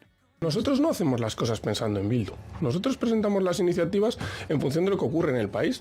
EH Bilduk iragan asteazkenean beste legez besteko proposamen bat aurkeztu zuen legebiltzarrak faxismoaren ala diktadura frankistaren gorazarrea guztiz baztertzeko. Urrengo egunean EAJ eta PSek beste legez besteko proposamen bat aurkeztu zuen urriak 12an Gasteizen izandako istilua guztiz gaitzesteko. Ekimen honen zioetan aipatzen denez, indarkeria espresio politikoaren baliabide gisa erabiltzen detzaile guztien eta ikuspuntu politiko ezberdinen zuzeneko ardura da. Ekain Rico PSekoa. Pero esta iniciativa va de lo que va. De que nadie se pueda salir de rositas intentando hacer cualquier malabarismo para intentar evitar la condena radical que tiene que salir de este Parlamento del uso ilegítimo de la violencia. Díaz Antxustegik Radio Euskadin esan du ere, beregatik bertan bera galdetuko liratekeela falangaren manifestazioak ala ongi etorriak, baina hau ezin dela. Es que los actos no se permiten, es que los actos se comunican, es que el derecho de reunión es un derecho fundamental reconocido en la Constitución española y, como todos sabemos, ha pasado con otros actos, por ejemplo, con los onguietorris. ¿Cuántas veces hemos debatido en el Parlamento Vasco sobre los onguietorris? ¿Cuántas veces nos ha dicho el Partido Popular que tenemos que prohibir los onguietorris? Es que si por mí fuera, se hubiera prohibido la manifestación de Falange y se hubieran prohibido los onguietorris. Pero es que jugamos con unas leyes, es que jugamos con un marco normativo, es que tenemos una Constitución que nos puede gustar más o nos puede gustar menos, pero es que los derechos fundamentales existen y las instituciones lo que tienen que hacer es preservarlos. ¿Por qué no hemos prohibido los onguietorris? A mí me hubiera encantado poder prohibirlos, ¿eh? Lakuak ezin dezakela elkarretaretzerik debekatu dionean, bada baieztapen hau bertan bera uzten duten aurrekaririk.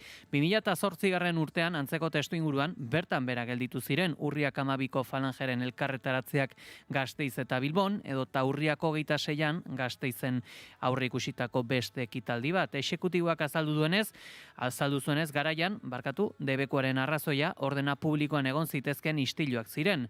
Euskal presoen senidek eta arraunlariek deituriko mobilizazioa ere bertan bera utzi zuen Javier Baltza sailburuak aurreko urtean izandako istiluengatik, eta Rodolfo Araesek berriz bertan bera utzi zituen ere Bilboko aste nagusirako aurreikusi zen manifestazio bat. Legez kanpokoak ziren antolakuntzen ikuspuntuak aldarrikatuko zirela argudiatu zuen orduan, eta beste debeku bat ere Jon Antza etakidearen heriotzaren baitan deitutako elkarretaratze bat izan zen. Lakuako exekutiboak aurretiaz utzi zuen ekitaldia bertan bera, terrorismoaren gorazarrea ala ordena publikoaren aztoramendua egon zitekelakoan. Informazioaren aria. Eta azken egunetan zerrenda goitik bera bombardatu ostean, Israelek jakinarazi du suetenarekin berriro ere konprometitua dagoela Gazan. Argi gelditu da Israelek nahi duenean eta nahi duen indarrarekin apur dezakela zigorgabetasunez suetena. Aldagai berri batek gainera meniaren ahultasun areagotu du. Hamas Israelek finantzaturiko palestinar talde armatuak erasotzen ari baita bere boterea berresteko. Israelen erasoek gutxienez 97 palestinarrei dituzte urriaren 10ean Estatu Batuak diseinatutako bake prozesua indarren sartu zenetik. Gazako gobernuak Israelek burututako suetenaren 80 urraketa egiaztatu ditu. Besteak beste hilketak, bombardaketak, atxiloketak eta justifikatu gabeko muga pasabideen blokeoa frogatu dira. Era berean zehaztu beharra dago, Rafako mugako pasabidea irekitzen denean ere adostutakoa baino laguntza humanitario kopuru txikiagoa sartzen baimentzen duela Israelek. Israelgo armadak suetenaren aplikazioari berriro ekin diola adierazi du. Igandean zehar akordioa argi eta garbi hautsi ondoren. Donald Trump Estatu Batuetako presidenteak azpimarratu du suetenak indarrean jarraitzen duela eta Israeleri inolako kritikarik egin ez badio ere armada sionistak saratutako eraso horiek tiro solte batzuk baina ez zirela izan eta ez zirela Hamasen buruzagitzaren aginduz egin. You know, they're going to be very good, they're going to behave, they're going to be nice, and if they're not, we're going to go and we're going to eradicate them if we have to. They'll be eradicated.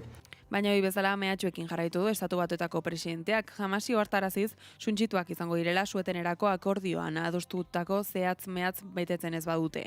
Hasiera batean Israelek salatu zuen Hamaseko militanteek euren tanketako bat erasotu zutela suziriekin. Ostera baieztatu da antza mina bat zapaldu zuela tanke horrek eta ezin da baztertu lehergailua. Israelo armadak berak jarri izana Israelek adierazi du ere Hamas izan zela lehen suetena urratzen populazio zibil palestinarra erasotuz.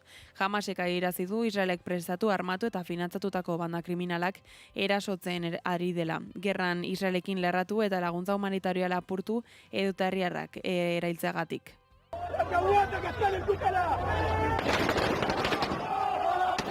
Talde islamistak onartu du Israelen klan kolaboratzaile hauen exekuzio publikoa egiten ari dela argudiatuz akusatuek publikoki aitortu zituela bere krimenak. Israelekin kolaboratzea egozten zaizkien klanetako batzuk Dogmush, Abu Abram edo historikoki Al-Fataren jarraitzaile izan den Kalas klana. Europar Batasuneko atzerri ministroek bitartean Bruselan Israelen aurka proposatutako zigorren onarpenean aurrera ez egitea erabaki dute Gazan gertatzen ari den suetenaren testuinguru argudiatuz. The ceasefire has changed the context, that is very clear for everybody. Laguntza humanitario gehiago sartzeko beharra berretsi du Kaja Kalas. Europar Batasuneko kanpo arazoetako ordezkariak eta Israel zigortzeko aukerak magainan jarraitzen duela. Momentuz berriz, Israelen aurkako neurririk hartu gabe jarraituko du Bruselak. Hamas attacks on Palestinian civilians and its refusal to disarm make the ceasefire increasingly fragile. Eta deigarria suertatu da ere, Kalasek Hamasi egotzi diola suetena ez errespetatzearen ardura nagusia. Herritar palestinarrak erasotzen ari dela argudiatuta eta ez duelako bere burua armagabetu gai. Eta nazioarteari dagokionez, baina bereziki ekialde hurbilari begira, Hamasek Gazan bere bake proposamena onartzea lortu ostean, Libano eta Sirian jarri ditu orain jomugan Ameriketako Estatu Batuek. Eskualdean bakea bermatzeko gaeko direlakoan erreforma sakonak exigitu dizkie bi estatu hauek Washingtonek. Tom Barrak Estatu Batuek Turkian duen enbaxadoreak eta Siriara bidalitako ordezkari bereziak astelehen honetan adierazi zuenez, Siria eta Libano dira ekialde hurbilean bakerako arkitekturaren parte izan beharko duten hurrengo piezak eta bi herrialdetako agintariei aldaketa esanguratsua lortzeko beharrezkoak diren neurriak eta reformak berehala egiteko eskatu die. Siriaren kasuan Ahmed al-Shara jihadista ohiaren trantsizio prozesua osatu gabe dagoela ohartarazi du, baina momentuz Estatu Batuetako Kongresuari eskatu dio Siriaren aurka gai estrategikoengatik mantendutako zigorrak indargabetzeko.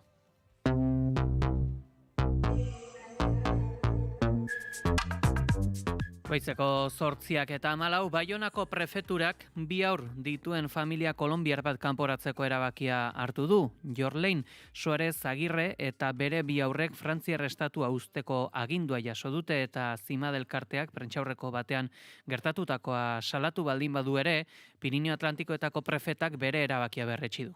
Injusto, absurdua eta dramatiko hala definitu du Zimadek Jorlein Suarez Agirre eta haren familiaren egoeraz. Izan ere emakume kolonbiarrak Baionan 3 urte bizitzen eman ondoren kontrol batean gelditu dute eta hilaren 20 honetan Frantziar estatua uzteko agindua jaso du. Are kasua salatzeko Zimadek eginiko agerraldiaren ondotik Pirinio Atlantikoen prefeturak bere erabakia baieztatu du. Bakarrik iritsi zen Suarez Euskal Herrira gerora bere bi seme-alabak eta bere bikotea zena etorri ahal izateko diru bila jatorrizko herrialdean arriskuan ziren eta hala egin zuten. Pirineo Atlantikoetako prefeturak Suarez Frantzian era irregularrean eta Espainiar nortasun agiri faltsuak erabiliz egon dela esanez justifikatu dio kanporaketa agindua. Kontratara Zimadek agiri faltsuak zituela gezurtatu zen bere agerraldian. Bada legearen arabera epaiturikoan ez duela atzera botako argi utzi du prefeturak. Eta Arabako Foru Aldundiak planto egin dio, Aranako auzo elkarteari administrazioko bikidek zerbitzu sozial eta egoitzei buruzko solasaldi batean parte hartzea aurreikusia zuten. Aranan egoitza galderari erantzun behar zion hitzaldian, Brigida Argote Arabako Ongizate Sozialaren Institutuaren haineko pertsonen zuzendari ordea eta 11 diez interbentzio sozialeko zuzendari ordea ego eta aurreikusita zegoen, baina azken unean bertan bera gelditu zen zita. Bizelagunek kexa adierazi dute eta errespetu falta izan dela salatu. Gogora ekarri dute auzorik zarkituenetako bat dela. Ondorioz, Zartzarorako Foru Aldundiak nolako zerbitzuak duzkan jakiteko eskubidea dutela aldarrikatu dute. Ez jankitasuna dute era garaiko Aranako egoitzak izango duen harreragune funtzioaz.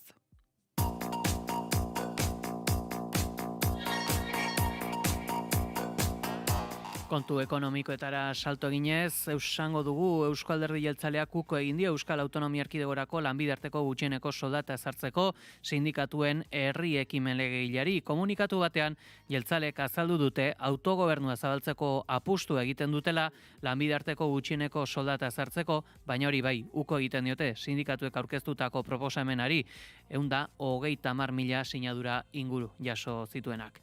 Lakuako Gobernu Kontseiluak gaur ere iragarriko du, zer nolako irizpidea duen sindikatuek aurkeztutako lanbide arteko gutxieneko soldata ezartzeko herri ekimen legegileaz kontra egingo dutela aurreikusten da, EAJak kaleratu berri duen oharraren ostean.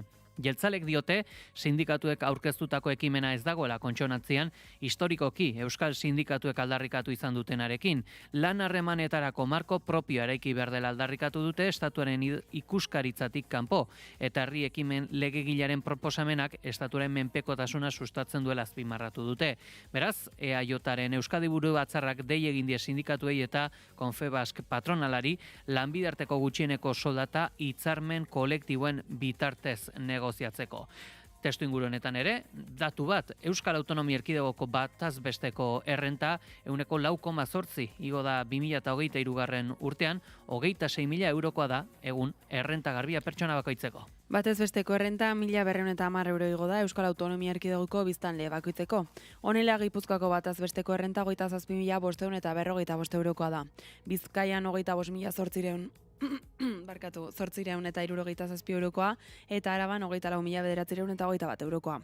Urrenkera berdina dute hiriburuetako bataz besteko errentek, Donostian 30.100 eta 26 eurokoa da.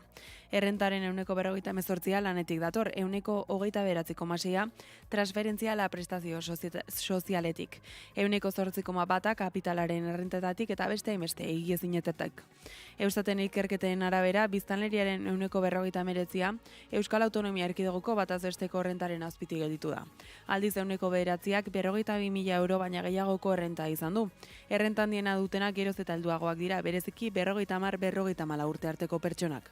Eta aipatuko dugu baita ere mutuak Stop Lelopean, ELA, SK, Steila, SUSO, CGT eta CNT sindikatuek eta osasun publikoaren aldeko plataformak kanpaina abiatuko dute Hego Euskal Herrian mutualitatekin inongo lankidetza hitzarmenik sina ez dadin.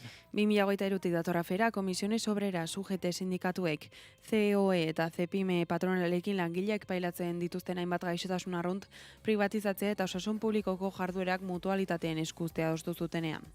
Claro, gogoratu beharra dago zer den mutua bat, eta mutua bat enpresen elkarte bat da, mutuen interesetarako lan egiten dutenak, eta azkenean lortu nahi dutena da langilok ahalik eta arinen lanera bueltatzea, eta horretarako bide oso egoki bat izaten da errekuperazio denborak laburtzea, eta horrelako asumak izaten dituzte, ez? Akordioari sinatu zenetik, Espainiar estatuko lau lurraldetan soilik adostu da osasungintza publikoaren eta mutualitateen arteko lankidetza. Katalunia, Asturias, Balear Irletan, Zeutan eta Melillan. Hala ere, Euskal Herriko sindikatuek saratu dutenez, Lakoko gobernuak oraindik ez du baztertu horrelako akordio bat egitea eta Nafarroak Komisiones Obrerasekin, UGT-rekin eta CEN-rekin adostu du akordio hori garatzeko asmoa. Gure helburu nagusiena da, gaurkoan, bai? Eusko Jaurlaritzak eta Nafar gobernuak akordio hori ez sinatzea. Beraz, langileen kontingentzia arruntak ez privatizatzea, ez eramatea mutuetara, bai? Hasiko liratekez gaitz traumatiko-logikoekin. Baina, klaro, hortik hasita, gero beste guztia batekatu, baina bidea suposatzen dugu zein izango den. Aurkezutako kanpainaren baitan besteak beste legebiltzarrean sindikatuek agerraldia eskatuko dute egoeraren larritasuna salatzeko, alderdi politiko eskatuko diete legez besteko proposamenak onar ditzatela lankidetza akordioaren aurka enpresetan privatizazioaren aurkako mozioak landuko dituzte, mutualitateen aurrean salaketak egingo dituzte eta osasun langileen artean privatizazioaren aurkako lanketa egingo dute. Eta abenduaren 11an, ikasle greba deitu du ikamak hezkuntza euskalduna lelopean euskararen aurkako oldarraldia ematen ari den honetan euskalgintzaren olatu berri baten behar aldarrikatu nahi du ikasle mugimenduak. Gure hizkuntza arriskuan dago. Euskararen aurkako oldarraldi betean gaude. Arnasguneak desagertzeraino ahuntzen ari dira eta gure hizkuntzaren erabilera jaisten ari da ere euskaldunetan ere. Egoera honetaz jakitun izan arren, gero eta sententzia gehiago ditugu euskararen kontra. Ikamak azaldu duenez, testuingurua aipatutakoa izan da euskalgintzaren olatu berri batean kokatu gaitzake, asko izan baitira bizi dugun testuinguruaren aurrean olatu bat sortzaren beharraz mintzatu diren eragile euskaltzaleak. Horren adibide moduan jarri ditu, Araban, Bizkaian eta Gipuzkoan azaroan zerbitzu publikoetan deitu dituzten euskararen inguruko grebak eta euskalgintzaren kontseiliak abenduaren 27an egingo duen agerraldia. Eta Amazon Web Service munduko odeiko zerbitzari handienak erorketa izan du astelehen honetan, milaka webgune, sare sozial, joko plataforma edota banku aplikazio ezbaian utzita. Arazoaren jatorria Virginiako iparraldeko zentro batean egon da Amazonen instalazio zaharrenetakoan. Dynamo DB datuen banku zerbitzu bat osorik gelditu da eta horrek domino efektua eragindu zerbitzu askotan. Fortnite, Clash Royale, Alexa eta baita Perplexity AI bezalako adimen artifizialeko plataformek ere izan dituzte etenak. Espainiar estatuan BBVA, ING, Movistar edo Orange bezalako zerbitzuetan ere arazoak izan dira. Plataformak eta zerbitzuak ez dira kaltetu bakarrak izan. Donostiako La Oreja de Bango taldeak bere birako salreraren salmenta astelehen eguerdirako iragarria izan arren, salmenta arratsalderako atzeratu behar izan dute.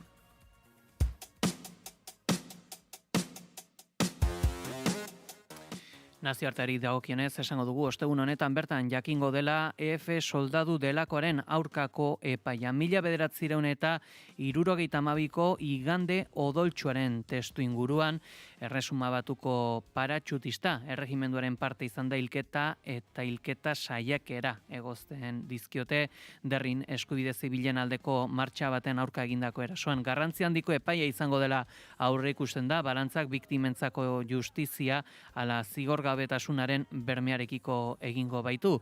F soldaduak bi hilketa karguri egin beharko die aurre, Jim Bray eta William McKinneyren eriotzengatik eta beste 5 hilketa saiakeragatik, zehazki Joseph Friel, Michael Keane, Joe Mahon, Patrick O'Donnell eta pertsona ez ezagun baten aurkakoak. F soldadua bezala ezagutzen den gizonak errugabetzat jo du bere burua eta akusatuak gordina baten atzean gauzatu ditu adierazpenak bere nortasuna babesterren. Bada, ostegun goiz honetako epaiaren berri emango du Leicester Patrick Lynch epaileak, eta epaia ikusminez espero dute Irlandako iparraldeko estatu indarkeriaren senide eta biktimek orain arte auzitegitara jotzeko bideak itxiak izan dituztelako oroar. Azken urteetan berriz, jarrera aldaketa bat emanda ere fiskaltzan eta epaile gutxi batzuen aldetik. Epailaren erabakia ere kezkaz espero dute, halaber Irlanda iparraldean jardun zuten soldadu britainiarrek izan ere orain mehatxupean ikusten dute gauzatutako krimenengatik beti mantendu izan den zigorgabetasuna. Londres bitartean bere immunitatea bermatzeko zirrikitu legalen bila dabil gatazkan duen papera onartzari uko egiten dion estatu britainiar bat lotxatuko lukeen ikerketak eta zigorrak saihestuz.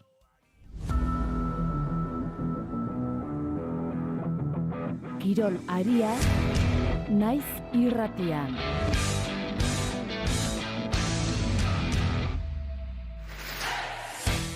Eta du zaigu ere, kirolak nabarmentzeko tenorea, ostegun honetan zabalduko da ere, Euskal Selekzioa Palestina partidako sarreren salmenta, Euskadiko Futbol Federakuntzaren webgunearen bitartez erosial izango dira tiketak, ostegunean, samoduan, goizeko 10:00 aurrera. Garazi Castaño, egunon? Egunon, Pegi, egunon entzule, eserlekuak zenbakituak izango dira, eta prezio hauek izango dituzte, 31 euro terdi B tribuna nagusian, eta kialdeko tribuna basuan, 28 euro terdi goi tribuna nagusian, neurrian eta ekialdeko goi-tribunan. 25 euro terdi iparraldeko goi-tribuna eta hegoaldeko goi-tribunarentzat, eta 20 euro terdian iparraldeko B-tribuna eta hegoaldeko B-tribuna.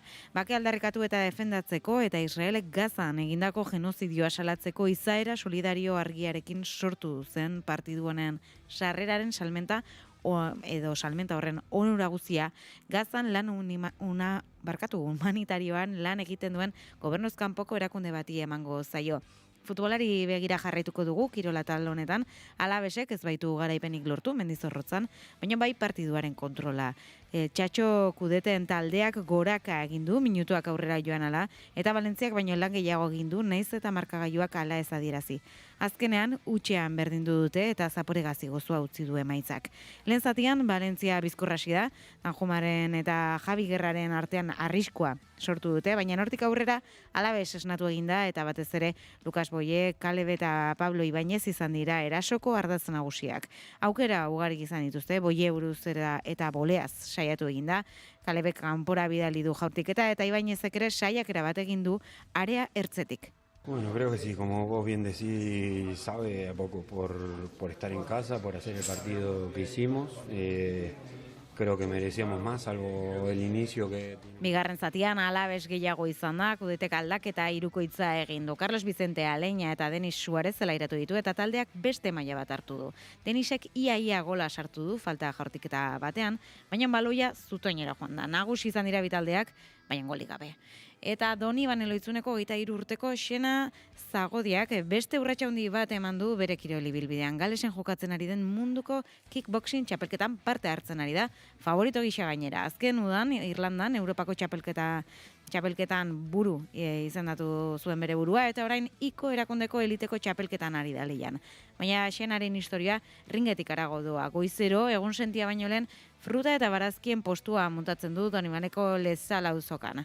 Eguna amaitzean, Pankido Euskadi klubera doa entrenatzera bizimoduko itzatu beraz, zorrotz eta exigentea. Galeseko erronkaren ostean, bere helburu nagusia argi du kickboxing profesionalaren zirkuitoan sartzea. Eta amaitzeko beste gazte bat izan behar dugu izpidea, 17 urte besterik ez behituen Beñat Fernandez gazteak munduko txapeldun izendapena lortu baitu asteburu honetan, FIM Supersport 300 kategorian, Jerezko zirkuitoan jokatutako azken lasterketaren ostean.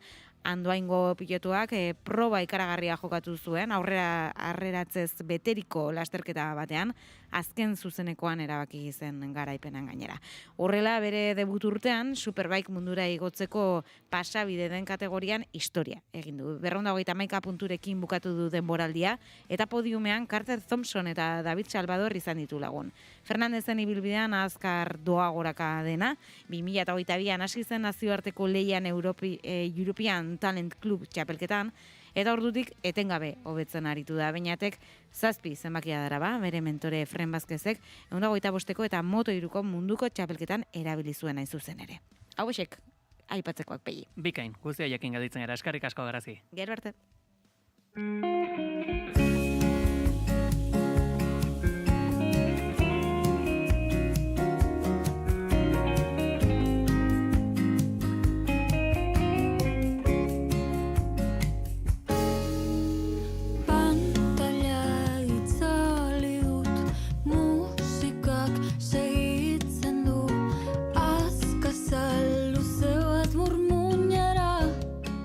Eguraldia eta trafikoa naiz irratian. Errepidetan bada nabarmentzeko jazoraren bat, Iraia? Bai, ohiko autopilaketak daude eguneroko moduan Bilbo inguruan, Leioan, Barakaldon eta Galdakaon, eta lehen aipatu ditugun trafiko jazoeretatik badaukagu ere zer esan.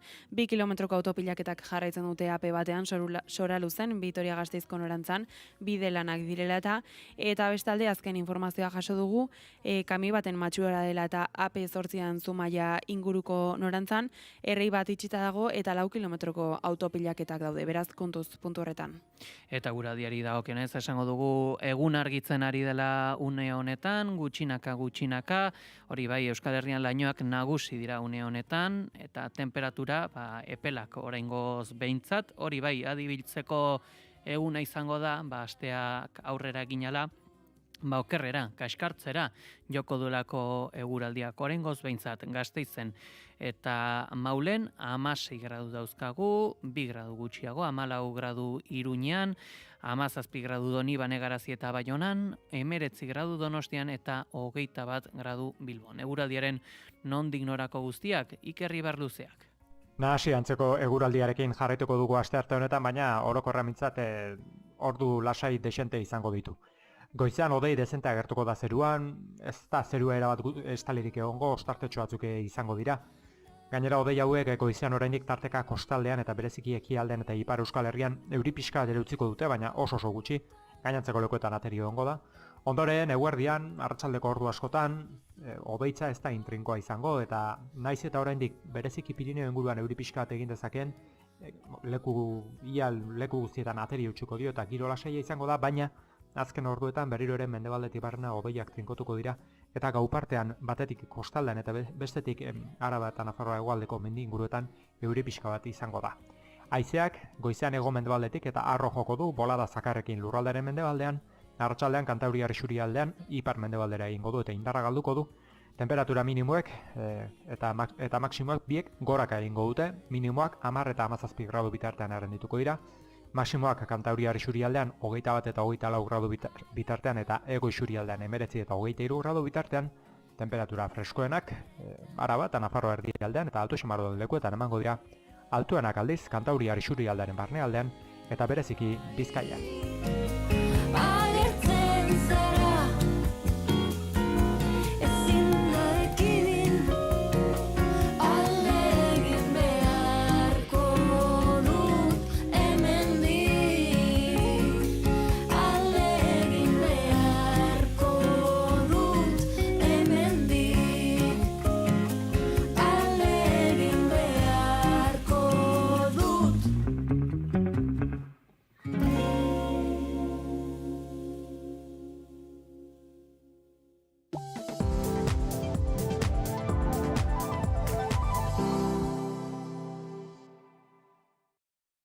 Bainugela berritzeko garaia dela uste duzu?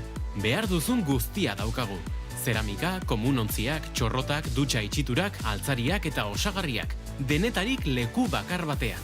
Alkain Hondarribia eta Alkain Astigarraga. Erantzunik profesionalena bainugela mota guztietarako. Bai, Alkainen! Azaroaren 6tik 16ra, Ariak, erresistentzia istorioen zinemaldia. Dokumental emanaldiak, solasaldiak, musika eta askoz gehiago. Hernaniko kulturarteko plaza feministan. Informazio gehiago ariak.hernani.eus. Hernaniko udala. Euskal Herria Palestina bufanda. Eskuratu naizekin Euskal Selekzioak Palestinarekin azaroaren 15ean jokatuko duen partidarako bufanda. Eskatu naiz dendan. denda.naiz.eus eta etxean jasoko duzu partidaren eguna baino lehen. denda.naiz.eus. Eskatu orain. Euskal Herria Palestina.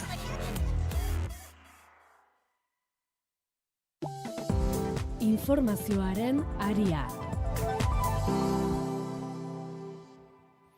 Goizeko 8:00 pasata, goiz honetan kantu bati bide emateko minutu batzuk badauzkagu, izan ere bada, zer esana 1914 urtean gertatu zen jazoera batetaz. Pierre Etxeberri izpurarra fusilatu zuen Frantziako armadak gaurko egunez, lehen mundu gerran desertatzeagatik horixe bera egotzita. Desertzio karguengatik fusilatu lehenbiziko euskalduna izan zen bera, baina ez azkenekoa. Eta horren baitan, kantu berezi bat. Lara, lara, lara, lara, lara, lara, lara, lara, lara, lara, lara, lara,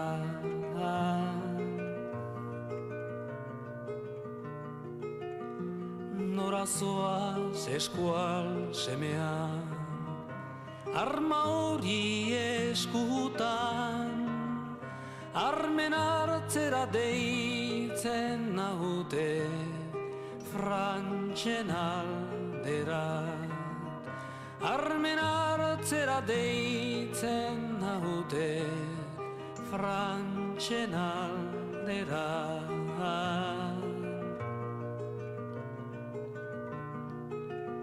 Eskualerritik urrunduz, datzerrirat joana, azenegarra entzunen duzu eskualerrietan. Azenegarra entzunen duzu eskualerrietan.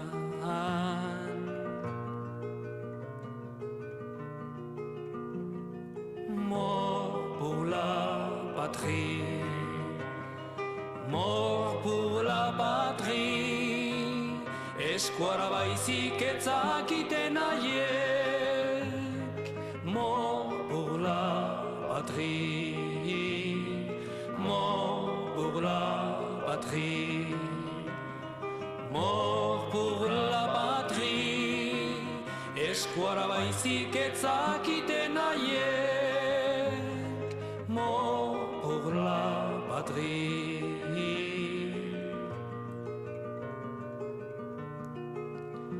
Gure historian zehar, zenbat malko ta ez behar, landetaratu gindutenekila dugu orain hil behar. Landetaratu gindutenekila du orain hil behar.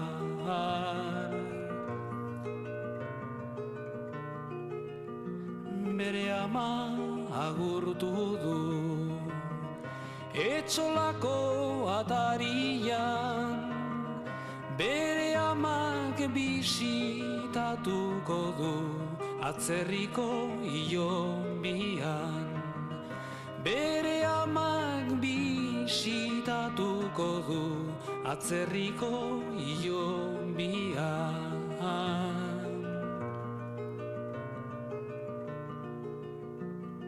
Mort pour la patrie, mort pour la patrie, eskuara baizik etzakiten haiek. Mort pour la patrie, mort pour la patrie, mort pour la patrie, eskuara baizik etzakiten haiek. Mort pour la patrie.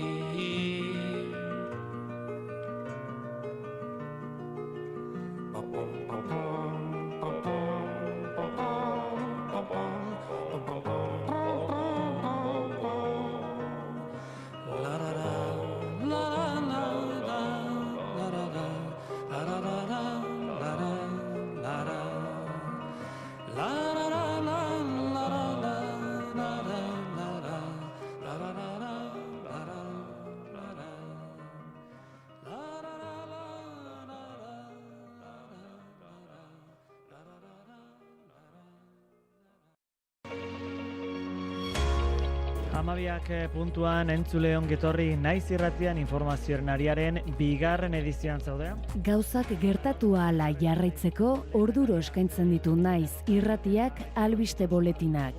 Eguerdiko 12tatik aurrera informazioaren ariaren bigarren edizioa Oinatz Aizpururen eskutik. Ondoren berriz ere jendez betetzen poliziak ustu egin du. Plaza ikusten ari naizenez gainezka dago, baina hori Peli kontatuko dugu. Peli, kaixo, egunon berriz ere. Egunon Oinatz, egunon entzuleak. Astelenetik ostiralera eguerdiko 12tan informazioaren ariaren bigarren edizioa. Naiz irratia.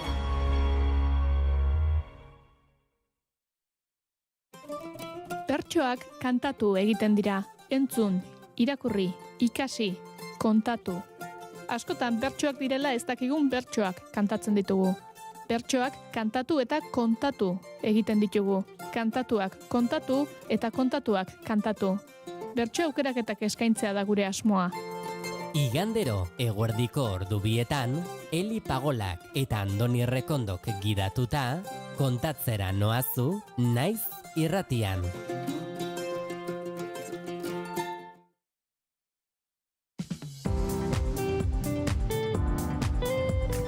Informazioaren aria.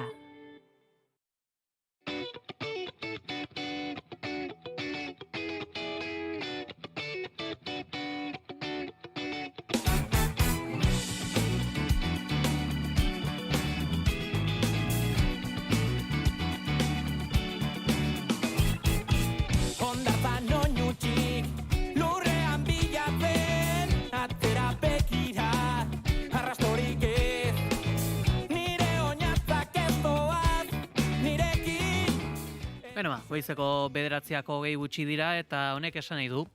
Heldu zaigula analisi mailaren tenorea, goiz honetan gurekin daude Mikel Urdangarin filosofo eta kazetaria eta baita Eguzki Urteaga soziologa. Egunon?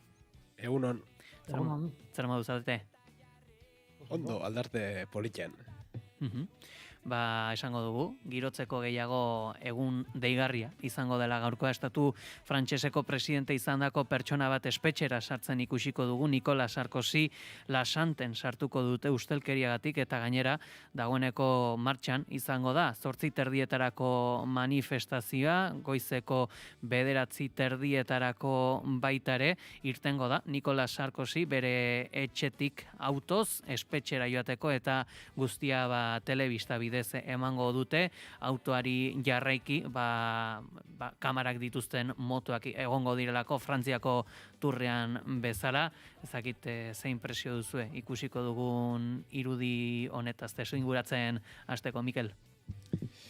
Bai, irudi honek oso osanguratsua da, ez dago zalantzarik, ez? Nik pare bat kontu aipatuko nituzke bote prontoan eta gero sakonduko dugu, ez?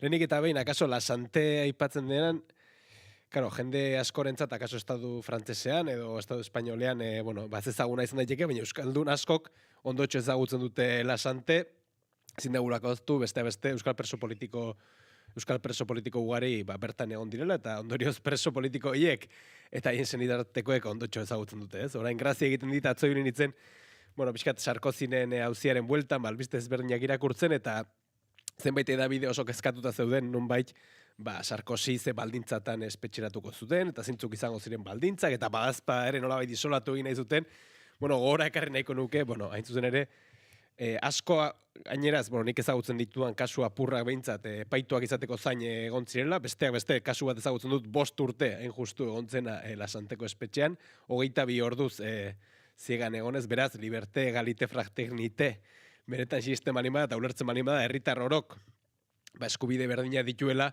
interesgarria izango zateken, kezka hori, ez murriztea Sarkozyra, baizik eta orokortzea. Hori esan da, uste dut, niri Sarkozy esan da, akaso titular bat etortzen zaitez, eta da, kapitalismoa berfundatzeko egitasmoa. 2008an planteatu zuen berak, oinarri etikoen gain, kapitalismoa berfundatu egin behartzela, krisi finantziero garaian eta beste, eta akaso esango nuke hola titular potolo xamar bat botatze aldera, baina bere espetxealdi honek eta auziak berak besteak beste frogatzen duela egitasmo horren ezina eta egitasmo horren porrota. Eguzki? Bai, argi dagona da, lehen aldia dela Frantziako historian Errepublikako presidente bat espetxeratzen dutela. Hala eta guztiz ere, gogoratu behar da, 3. kondena judiziala dela Sarkozyrena, eta oraindik epaiketa batzuk pendiente dauzkala. Eta argi dagona da, alde batetik ikusmen eta handia sortu duela, lehen aldia baita horrelako gauza gertatzen dela, bai frantses estatuan eta bai mundu osoan zehar, aski da ikustea, bai Erresuma Batuko, Estatu Batuetako, edo Alemaniako egunkariak zanbako estaldura eskaintzen dioten berri honi. Baina une berean gero, sondeoak begiratzen badira, ikusten da, herritarrek normaltasun delako batean kokatzen dutela hori. Alegia, konsideratzen dute, Sarkozy beste herritarrak bezalako pertsona batela, bere eskubide eta obligazioekin, Eta horren ondorioz, berak legea urratu badu, normaltza jotzen dutela, pertsona hori kondenatzea, eta baita ere kartzela zigorrera kondenatzea. Orduan, gaur bertan kartzelan sartuko da, bere abogatuek jada ere egitea aurkeztuko dute, bere askatasun kondizionala eskatzeko, eta epaileak 2 hilabeteko epea izango dute, eskakizun hori ebazteko, eta gero apelazio epaitegia joko du Sarkozyk berak, eta aurreikusten da epeketa berria hurrengo urteko martxoan izango litzatekeela. Orduan, nire ustez ez ditu inondik inora 5 urte pasako kartzelan, baizik eta oso posible da zera batean sartzea eta hortik hilabete gutxitara ateratzea askatasun kondizional egoera batean. Hala eta guztiz ere horrek eragin handia dauka Frantziako instituzioetan, presidentearen figuran, eta jada oso desakralizatua zegoen figura bat, are eta gehiago kaltetuko du espetxeratze horrek. Sarkozyk ordezkatu zuen 2007-tik 2012-rako bere presidentzian hiperpresidentzia. Esan baita, berak dena erabakitzen zuen. Lehen ministroa konsideratu zuen zela bere kolaboratzaile bat. Ministroak apenas zuten garrantzirik eta bere gabinete buruak botere gehiago zeukan ministro askok baino. Eta orduan erabaki guztiak zentralizatzen zituen Eliseoan, erabaki guztiak berak hartzen zituen, eta orduan horrek suposatu du, azken finean bere aldekoak oso aldekoak izan dituela, baina bere kontrakoak ere oso kontrakoak izan dituela. Eta orduan, presidentziarekiko harreman amodio gorroto hori, garai hartatik dator. Goratu behar da, ordura arte, etzegola korrespondentziarik hauteskunde presidentziala eta hauteskunde legegileen artean, hor reforma konstituzional bat izan zen, eta horretik aurrera, lehenik antolatzen ziren hauteskunde presidentzialak eta hortik gutxira hauteskunde legegileak. Eta orduan, hauteskunde legegileak egiten zutena zen, konfirmatu hauteskunde presidentzialen bozka. Eta horrek izugarrizko boterea eta legitimitatea ematen zion presidenteari, eta orduan, bera konzentratzen zituen botere guztiak. Hori, fenomeno hori benetan hasi da Sarkozyrekin. Halako elementuei buruz eta gaurko espetxeratze horri buruzko testuinguruare jarriko diogu. Egoi Belategi, egunon? Egunon pei, egunon entzule guztek, eta egingo dugu egin beharreko errepasotxoa. UNP alderdi kontserbadorarekin 2007-tik 2012 Frantziako presidente izandako Nicolas Sarkozy, Paris hiriburuko Lasante espetxean sartzeko prestatzen ari delako uneotan, eta bertan bete beharko du esan dugun bezala Libiako Muammar Gaddafiren erregimenarekin 2007an Eliseora eraman zuen hauteskunde kanpaina finantzatzeagatik ezarri zioten 5 urteko zigorra.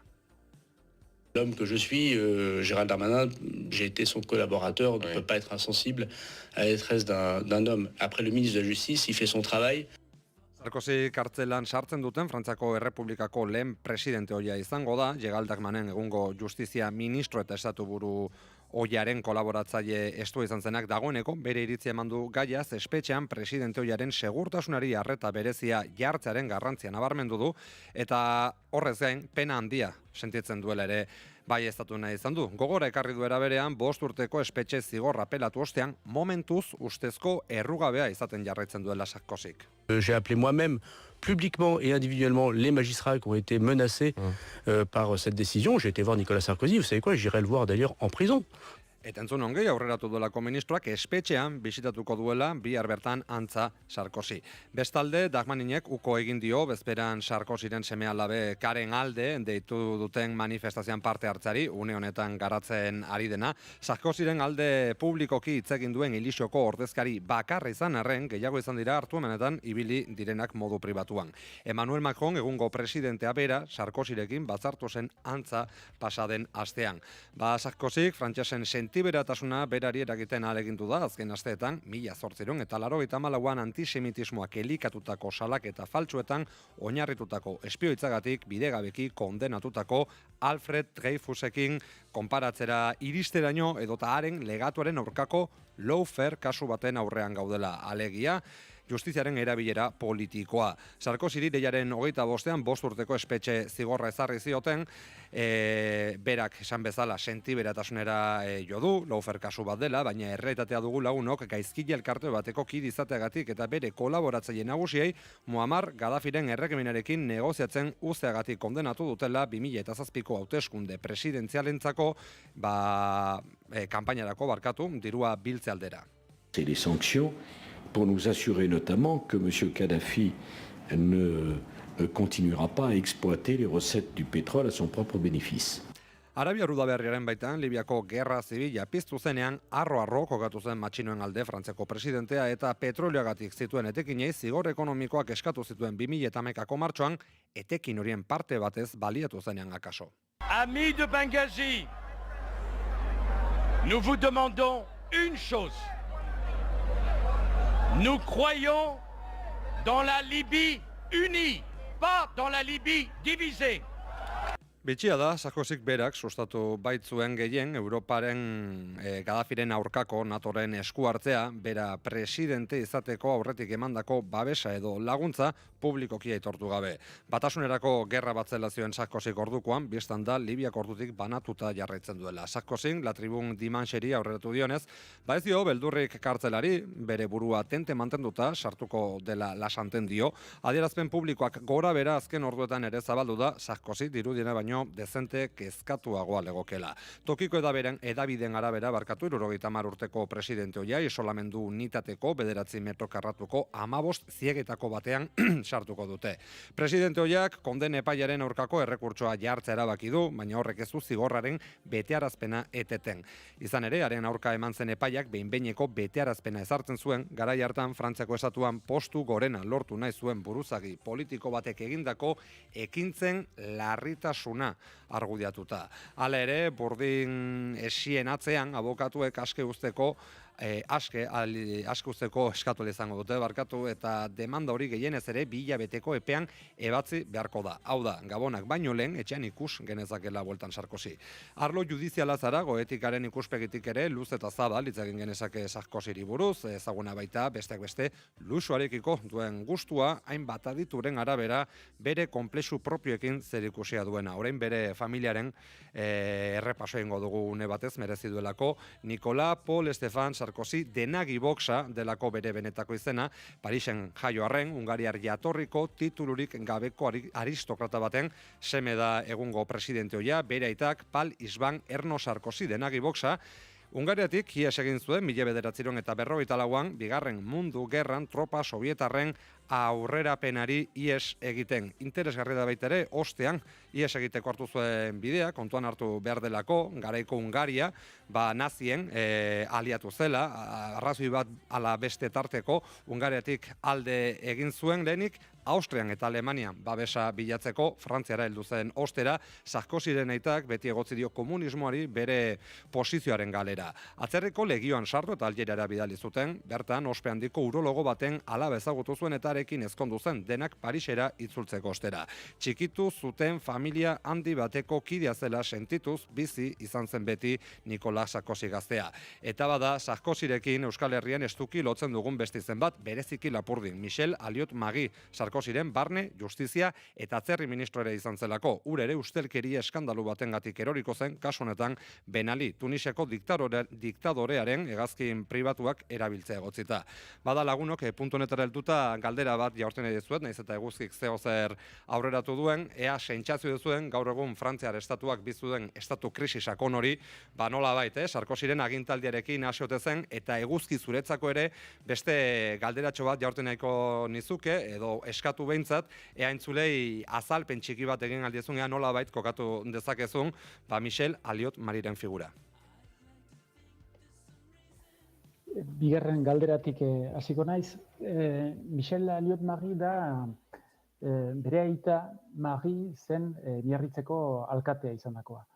Erperrekoa, Alliot-Marie ere bai erperrekoa, alegia alderdi golistako ordezkaria zen, gazte ezkondu zen, zuzenbideko ikasetak egin zituen, eta politikagintzan goiz sartu zen, Donibane Lohitzuneko alkatea izan zen hainbat legealditan, eta alkate zen garai horretan ere ministro izan zen, Jacques Chirac presidente zelarik, ministro kargu ezberdinak bete zituen, besteak beste defentsa ministro eta ministro erregaliarra izan zen, eta zintzurretan pisu handia izan zen, garai baten ere ARPEG-eko presidentea izan zen, eta argi dagoena da, Michel Leutmarik pisu handia izan zuela iparraldeko politika gintzan, ARPEG-ek oraindik indar eta estaldura politiko eta implantazio elektoral handia zeukan garaian, ez? Gero ikusi zen, azken finean, ustelkeria kasuetan murgildua izanagatik, kondenatua izan zela, baina jada maila handi batean politikatik erretiratua zegoen, ez? Eta gero, lehen galderari itzuliz, argi dagoena da, gaur egungo Frantziako politikagintza krisi sakonean murgilduta dagoela, ez bakarrik inestabilidade parlamentarioa dagolako, hori azken 2 urteetako kontua besterik ez da, baina esango nuke berkonposizio politiko sakon bat gertatu dela Frantziako politikagintzan, 5. Republika sortu zenetik 1998an alternantzia politiko bat egon da lehenengo eskubia eta gero eskubia eta ezkerraren artean, eta modelo horrek benetan eztanda egiten du 2017tik landa, eta kasu horretan berkonposizio politiko bat gertatzen da, ja ardatz nagusia ez da ezkerra eta eskubiaren artekoa, baizik eta ardatza gerozta gehiago bilakatzen da, alde batetik polo liberal europear zale bat, Macronek ordezkatzen duena, eta beste polo bat izango litzateke nazional populista, ez? Marine Le Penek ordezkatzen duena. Eta horren aurrean, alderdi tradizionalak izandakoak, ARPEG, gaur egun Errepublikan ditzen dena, edota alderdi sozialista krisi larrian kokatuak daude, eta orduan horrek eragin duena da, debate politikoa eraldatu dela, alderdi tradizionalak krisi sakonean murgilduta daudela, eta ikusten ari gara eskuin muturra inoiz ez dela hain indartsu izan. Ez bakarrik elektoralki, baizik eta eskuin muturraren estrategia izan da azken 30 urteetan hegemonia kulturalaren inguruko borroka eramaten. Alegia, eskuin muturrak zentzorretan Gramsciren teoria bere ganatu du, hegemonia kulturalena, eta orduan bere planteamentua izan da, lehenengo ideien bataila irabaztea gero hauteskundeetan irabazi ahal izateko. Eta maila batean ikusten ari garena da, bataila hori pixkanaka irabazten ari direla. Bataila ez dago bukatua, gerra ez da bukatua, baina argi dagoena da eskuin muturrak eta bere ideiek izugarrizko estaldura eta edapena lortu dutela frantses gizartean. Mikel, zuk zer diozu? Bai, galdetzen zenuen egoi, krisia berarekin hasi ote zen.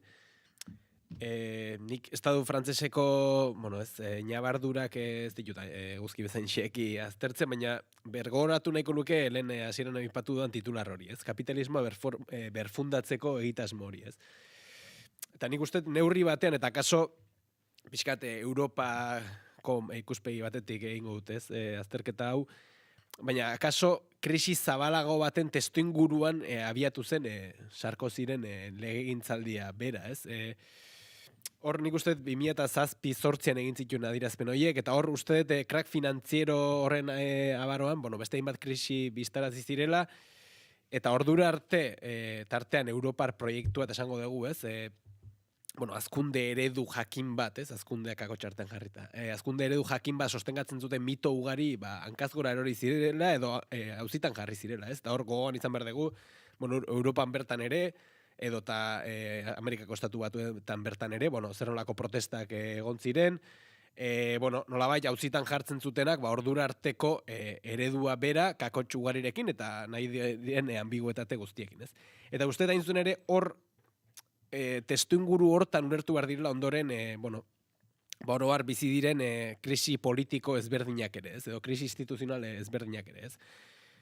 Hor planteatzen du Sarkozyk, ez? Kapitalismoa oinarri etikoen gainean berfundatu behar dela, 2009an baieztatu zuen beste austeridade politikak berak ere etzirela gauzatu behar, nolabait horiek frogatuta zegoelako horiek porrotera eramango zutela estatu frantsesa eta oroar kapitalismoa bera, baina ikusi dugu ondorengo urteetan, ez direla gai izan berfundazio hori egiteko, are gutxiago oinarri etikoen gaine egiteko, beste bazaia delako kapitalismoa eta etika uztartzea, eta uste hain ere, ezintasun horretan katramilatuta dagoela, beste estatu frantsesa bera ere, ez? Oro har esango nuke Europar Batasuna bera, norabidea oso argi ez duela, eta nolabait, akaso, Bosgarren Errepublika, eta bestelako, paktu ezberdinak, ez? Josi zituen oinarrizko orube sozial hori, pakto soziala deitzen zitzaizkien horiek, berjosi ezin da, ez? Eta hor daude protesta ezberdinak, txaleko horiak, erretreten erreformen aurkako grebak eta beste, eta uste horregatik hitz egiten dela, ez? Krisi existentzialaz, zutabeak beraio deulako hauzitan, ez? Eta horrek uste dut, ideien bataia ipatzen zuen eguzkik hain zuen ere, horrek nolabait ongarritzen duela lur bat, ondoren, ultraeskuinak berak ere, disputatzen, alegintzen dela, ez? Beraz, akasonik horra eramango nuke krisiaren jatorrietako bat, hain zuen ere, kapitalismoaren ezinak, eta hori berfundatzeko, egitasmo horren porrota, eta beraz, galdera da, zein da alternatiba, nola eraiki daitezke alternatibak. Goizeko 9:00 heldu gera, hartuko dugu geroxeago minutu pare bat, beste galdera bati ere ekiteko, aipagai honi lotuta, baina nabarmen du behar dugu, azken orduko gisa, iragarri duela Bilbao Ria 2000 sozietate publikoak, 2025 urtea bukatu baino lehenago, Bilboko Olabeaga auzotik trena igarotzeko proiektu eta hiri antolamenduko agiriak onartuko direla. Iraia Kamra, egunon? Egunon, Pei eta egunon entzuleak. Trenbidearen trazadura egungo kokapenetik aldatu egingo da Zorrotzarekin lotzen duen errepidearen azpitik igaroz. Aldaketa horrek aukera emango du 600 etxebizitza, 2 plaza eta parke bat eraikitzeko hurrengo 10 urteetan. Bilbao Ria 2000 azaldu duenez prozesu honen hasiera da eta hainbat administraziok lankidetzan arituko dira Olabeaga eraldatzeko, hiriaren hegoaldean itsasadarreko potentzial handiena duen auzotako bat sortzeko. Aldi berean Zorrotzako trenbidearen integrazio eta Bilboko erdigunarekin lotutako bizitegi eta berdegune berriak garatzeko proiektuare martxan daude. Bestalde, Aritzibarra gaztea ikertzen ari da ertzaintza pilotakadaren ondorioz jarri zuen salaketagatik. Urriaren 12an Gasteizen Espainiako falangearen kontra manifestazioan gertatutako istiluetan, Aritzibarra gazteiztarra salatu zuen ertzaintzak pilotakada bat botazioa aurpegira zauri larriak eraginez. Orain gazteak isa sare sozialaren bidez jakinarazi duenez, ertzaintza bera ikertzen ari da eta hainbat delitu egotzi dizkiote. Horien artean agintaritzaren aurkako atentatua eta desorden publikoak egitea. Aritzibarra berak argitaratu duenez, ertzaintzak pilotakada hori jaurtitzaren ondorioz zauri larriak ditu aurpegian. Hala ere orain gazteako hartarazi du ikerketa zabaltzen ari direla eta bere inguruan une estuagoak bizi direla orain. Eta hauetaz gain egunaren nondik norakoak ere ezagutu behar ditugu. Horretarako gurekin da Itxaso Leon, egunon? Egunon Pelle eta egunon entzule guztiei, gaurkoan EH Bildu kupekin bilduko da aste arte honetan azkenaldiko bilera sortaren baitan, lakuan gobernu kontseilua dute Ubarretxena eta Torre sailburuen adierazpenak espero direlarik eta gainera Jaurlaritzak bere 115.000 langileen lanbaldintzak negoziatzeko mahai orokorra deitu du. Elaren protesta kontzentrazioa dago deituta horren inguruan. Gasteizko udalak 1974an gas kamioiekin gertatutako lan istripu larria oroituko du gaur ezartzekoa den plaka batekin. 14 lagun hil ziren horretan eta 400 zauritu. Bestalde, Iobek narratiba klimatikoen behatokia aurkeztuko du. Nafarroan aurrera darrai ikerketa batzordeak belateko lanak ardatz eta Euskal Herritik kanpo jarraituko ditugunen artean Sarkozy espetxera sartuko dela edo danaren inguruko batzordea abiatuko dutela.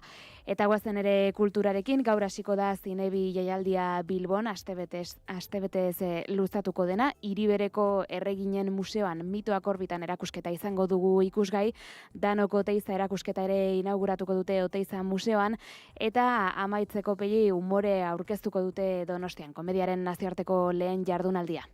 Guzti hauekin aditzen gara, eskarrik asko Itxaso. Bai, gero arte. Eguraldia eta trafikoa naiz irratian. Errepidetan bada nabarmentzeko jazorarik? Goizean zehar aipatzen ari garen hainbat kontu, ohiko autopilaketak Bilbo inguruan, Leioan, Barakaldon eta Galdakaon. Bestalde, 2 kilometroko autopilaketak AP batean, Soraluzen, Vitoria-Gasteizko norantzan, bidelanak direla eta azkenik, kami baten matxura dela eta AP 8an Zumaian Irungo norantzan, errei bat itxita dago eta autopilaketak gehiagoka dihoazti, 4 kilometroko autopilaketak oraintxe bertan. Eta guraldiaren ondik norako guztiak ere jasoko ditu, Iker Ibarluzea. Nahasi antzeko eguraldiarekin jarraituko dugu astearte honetan, baina orokorra mintzat ordu lasai desente izango ditu. Goizean hodei dezente agertuko da zeruan, ez da zerua erabat estalirik egongo, ostartetxo batzuk izango dira. Gainera hodei hauek goizean oraindik tarteka kostaldean eta bereziki ekialdean eta ipar Euskal Herrian euri pixka ere utziko dute, baina oso gutxi, gainantzeko lekuetan ateri egongo da. Ondoren, eguerdian, arratsaldeko ordu askotan, hodeitza ez da intrinkoa izango, eta naiz eta oraindik bereziki Pirineo inguruan euri pixka egin dezaken, leku guztietan ateri utzuko dio eta giro lasaia izango da, baina azken orduetan berriro ere mendebaldetik barrena hodeiak trinkotuko dira, eta gau partean batetik kostaldean eta bestetik Araba eta Nafarroa hegoaldeko mendi inguruetan euri pixka bat izango da. Haizeak goizean hego mendebaldetik eta harro joko du bolada zakarrekin lurraldearen mendebaldean, arratsaldean Kantauriar isurialdean ipar mendebaldera egingo du eta indarra galduko du. Temperatura minimoek eta maksimoek biek goraka egingo dute, minimoak 10 eta 17 gradu bitartean errendituko dira, maksimoak Kantauriar isurialdean 21 eta 24 gradu bitartean eta hego isurialdean 19 eta 23 gradu bitartean, temperatura freskoenak Araba eta Nafarroa erdialdean eta Alto Xamargo lekuetan emango dira, altuenak aldiz Kantauriar isurialdearen barnealdean eta bereziki Bizkaian. Informazioaren aria.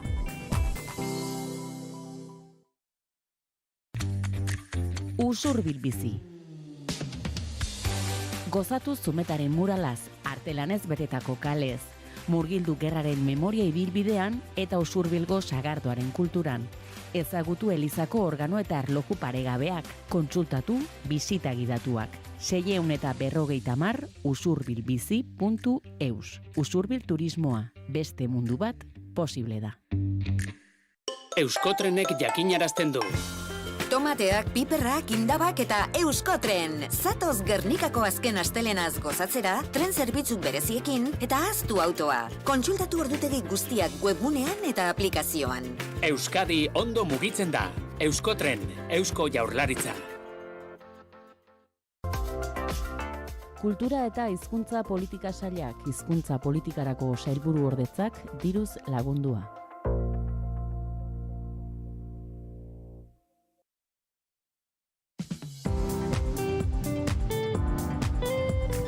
Informazioaren aria.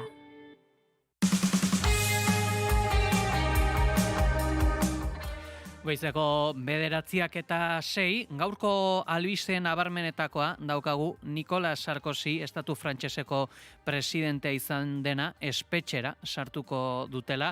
Horren zuzeneko irudiak ere ikusten gabiltza, hain zuzen bere etxetik dagoeneko jetxi dira Sarkozyren semeak, hain zuzen Luis Sarkozy ere bere semeak elkarretaratzea deitua zuen, goizeko 8:30 etxeparean, eta esan beharrekoa bada ere, zehazki, familiatikan bera ere, aurre ikusten dena, ibilbide edo naikeria politikoa duenak, ikusten da hor ere, baten bat Sarkozyren sustengurako kamiseta daukana, eta ematen duen ezunea batetikan bestera aterako da Sarkozy bere etxetik, bai, ala badirudi, oraintxe aipatuko du nola irteten dan etxetik, jendarmeak ere horre pertsonen aurrean ere ezarri dira, zabaldu dira, eta esango dugu baita ere,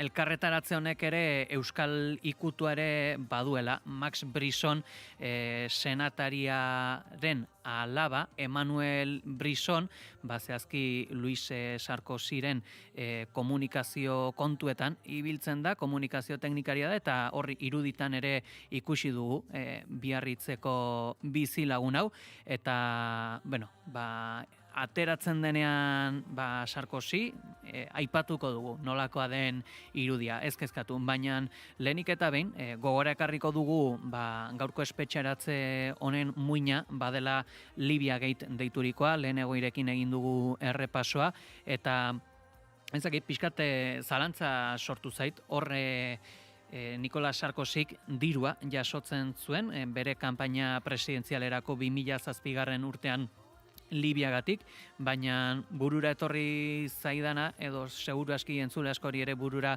etorriko zitzaiona ere bada, eta trukean Libiak zer jasotzen zuen, zeintzen interesa Sarkoziri dirua emateko, ez dakite guzki honen berririk baduzu?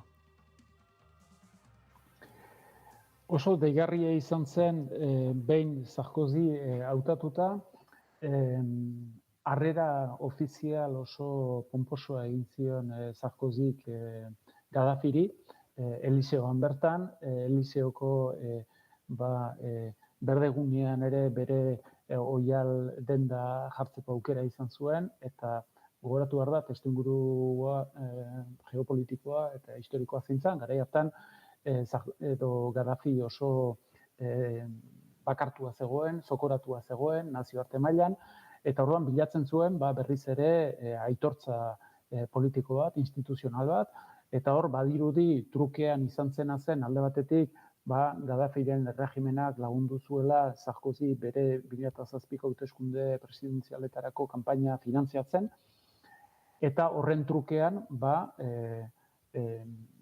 Sarkozyk harrera egingo ziola Frantzian, Eliseoan, estatu buru gisa, eta horrez gain ere lagundu zuela Gaddafi eta bere regimena berriz ere nazioarteko foroetan berriz ere agertu dahi, eta toki bat izan dezan, eta aitortza bat ukan dezan. Hori zen, badirudi adostu zutena. Noski, hori frogatzea berez oso zaila da, zeren gaur egun, oraindikan justiziak ere ez du aurkitu diru hori. Zantzuak daude, badakite, bereziki Eliseoko idazkari nagusiak kondenatua izan denak ere, hainbat bidai egin zituela Libiara, bertako ordezkari politikoekin biltzeko, adosteko azken finean finantzamentu hori, baina ez dago froga zehatzik, eta zentzu horretan ikusten delarik Sarkozy 5 urteko kartzelera zigorrera kondenatua izan zela, epaiketa baino lehen 4 kausa zeuzkan pendiente, eta horietariko bategatik soilik kondenatua izan da. Horrek esan nahi du azkenean, zailtasunak izan dituztela diru hori aurkitzeko eta frogatzeko Sarkozyk diru hori efektiboki eta benetan jaso zuela. Orduan, horrek ere eztabaida politikoa sortu du frantses estatuan, batzuek konsideratu izan dute zigor hori agian gehiagizkoa zela, gogoratu behar da, gaizkile erakunde bateko kide izateagatik kondena maksimoa 10 urtekoa dela, eta kasu honetan 5 urtera kondenatua izan dela, eta hor, segurazki, argudio hori erabiliko dute bere defentsako abokatuek, bere askatasun kondizionala eskatzeko. Goizeko 9:12 dira, deskribatuko dugu ikusten dugun irudia telebistan, ikusten da zein dagoela Nikola Sarkozyren familia, bere semeak hor daude, eta oraintxe bai, jaitsi da Nikola Sarkozy bere etxetik, aldapa bat ikusten da, bere aurretik ere jaitsi da, beste gizon bat motxila batekin, izango da seguru aski Sarkozyk santeko presondegira eramango duen motxila, eta ikus dezakeguna da, nola aldapa hori jaisten ari den Carla Brunirekin batera, eta beraien atzetikan bi bizkartzain ikusten da. Trajez sartuko da presondegira, korbata jantzita eta guzti, eta horixe, eta aurpegi oso serioak, buru makur daudela, esan genezake, bai Sarkozy eta bai Carla Bruni bera espetxeratze honen aurrean. Seguru aski irudi gehiago ere ikusiko ditugu, egunak aurrera egin ahal izana, ikuskizun kutsu ere eman nahi izan diotelako jazoera honi, zehazki, ordu erdiko ibilbidea badago Sarkozyren etxetikan santeko espetxera bitarte, eta ibilbide horretan zehar Sarkozy autoan dioan bitartean, zehazki jarraituko diote atzetikan moto batzuk kamarak izango dituztera eta guzti, eta ikusten da bertaratuen txaloak, Sarkozy han daudenak agurtzen, ez dakit akaso adierazpenik edo egingo duen, ala zuzenean autora sartuko ote den. Bazpare, horren seinalea ere preste daukagu, adierazpenen bat edo eskaintzen baldin badu honen berri emateko, baina oraingoz agurrak besterik ez. Bertaratuak agurtzen Sarkozy, autora sartu aurretik. Eta goizeko 9:04 direla, iaia, guztiz bestelako kontu bat ere aipatuko dugu, astearte goiz honetan. Zehazki, atzoko albiste batera egin beharra dugu salto, Amazon Web Service munduko odeiko zerbitzari handienak, erorketa izan baitzuen, milaka webbune, sare sozial, joko plataforma eta banku aplikazio ez baian utzita. Arazoaren jatorria Virginiako iparraldeko zentro batean izan da Amazonen instalazio zaharrenetakoan. Dynamo DB datuen banku zerbitzu bat osori gelditu da, eta horrek domino efektu eragindu zerbitzu askotan. Fortnite, Clash Royale, Alexa eta baita Perplexity AI bezalako adimen artifizialko plataformek ere izan dituzte etenak. Espainiar estatuan BBVA, ING, Movistar edo Orange bezalako zerbitzuetan ere arazoak izan dira. Plataformak eta zerbitzuak ez dira kaltetu bakarrak izan, Donostiako La Oreja de Bango taldeak bere birako sarreren salmenta astelen eguerdirako iragarria izan arren, salmentak arratsalderako atzeratu behar izan dute. Honi buruz ere gehiago jakiteko, gurekin da, Borja Calvo, EHUko Informatika Fakultateko kanpo harremanetarako eta komunikazio dekan ordea, egunon? Egunon. Goiz latza izan zuten askok Amazon Web Service erori zelako, ez dakit zer gertatu zen, zein da azalpen teknikoa? Bueno, oso zaila da, jakitea zehazki ze gertatu zen, azkenean horrelako azpigituretan arazo asko gertatu daitezke, ez? Arazo teknikoa zehazki, izan daiteke, ez dakit, hardware edo makinan arazo bat egotea, temperaturangatik, adibidez ez, guke hemen daukagu ere gure kluster txikia, gure zerbitzari txikiak, eta inoiz gertatu da, ez? Osketa makinak, klima makinak apurtzen dienean, temperatura igotzen da, eta orduan makinak geratzen dira. Azalpen posible asko daude, ez dugu jakingo zehazki, ez digute esango zehazki arazo teknikoa zein izan den. Gertatzen dena da, igual hori esan duzuena, ez? Kaskadan gertatzen diela gauza batzuk, ez?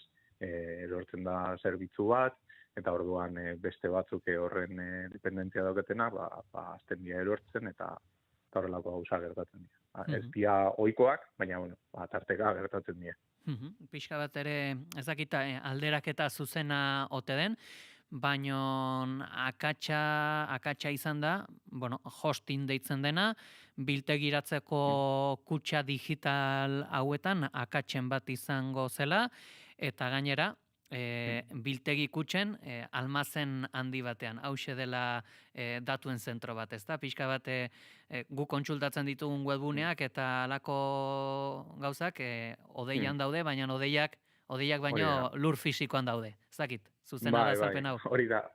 Hori da askotan azten zaiguna, ez? Erabiltzen ditugu zerbitzu digital asko, ez? Sare sozialetatik, denda elektronikoak, bankuak, de hecho gaur egun pentsatu dezakegu erabiltzen ditugun mugikorreko aplikazio guztiak ordenagailuan dena erabiltzen duguna, internet erabiltzen dutenak, hau da, sarerik gabe funtzionatzen ez badute, segurazki lainoan daudela, baina guretzat lainoa oso etereoa ematen du, baina esaten duzun bezala dira toki fisikoak, ez? Makinak, ordenagailuak behar dira, ordenagailu zerbitzari horiek, nolabait egitura berezietan, ez? Armairu moduko egituretan, beraien artean konektatuta, eta hor, horiek dira nolabait soporte fisikoa, ez? Laino horretarako orduan.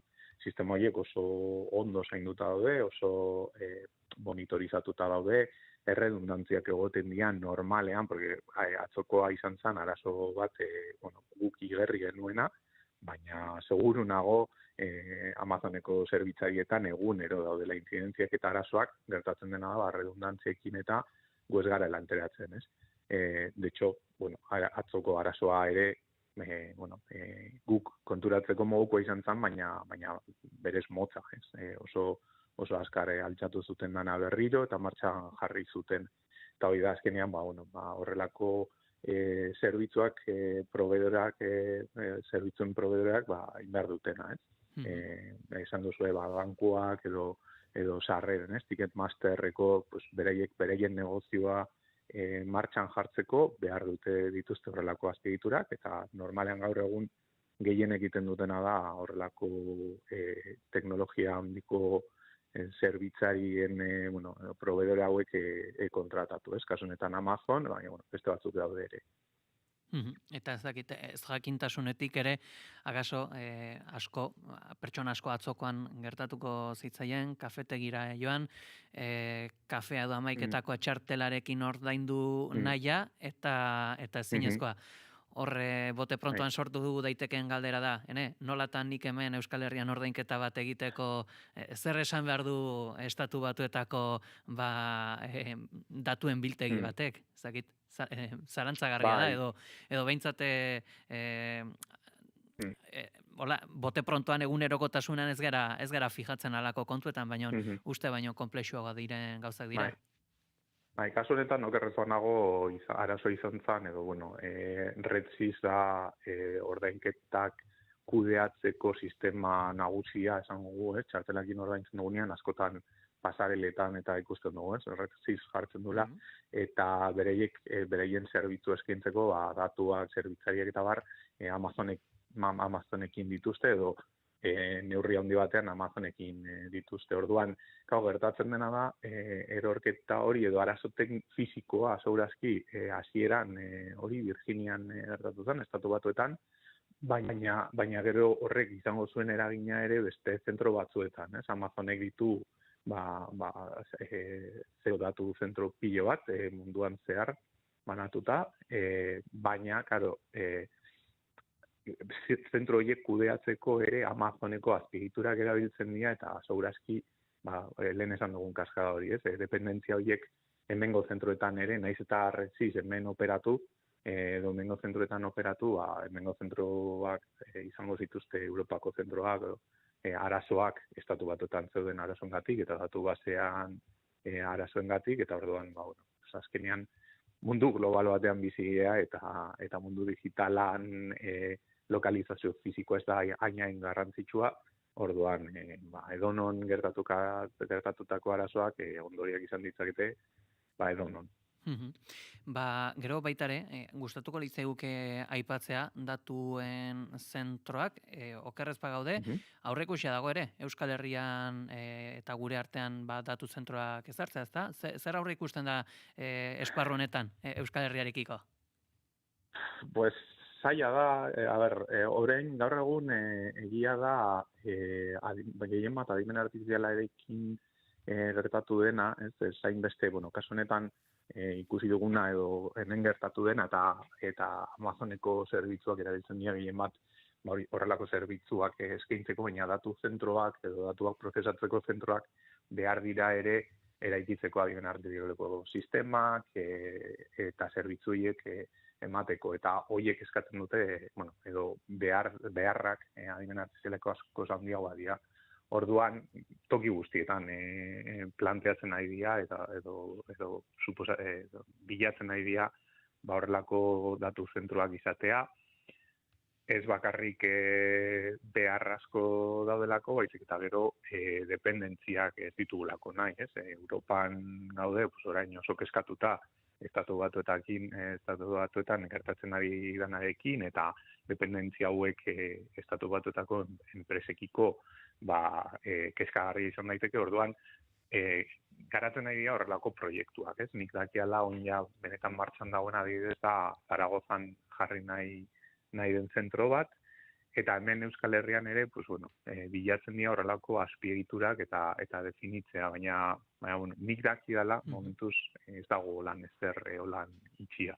Baditugu gehien bat ikerkuntzarako eta enpresa batzuetarako baditugu horrelako klasterrak eta zerbitzari eta zentroak, ez igual lain komertzialak, gehiago hori, esan bezala ikerkuntzararako eta bar, ez adibidez de IPPen, badaude dago superordenagailu bat, eta orain justo berriki ere inaugurutu den ordenagailu kuantikoarekin lotuta ere badaude horrelako zentroak, eta poliki garatzen dira.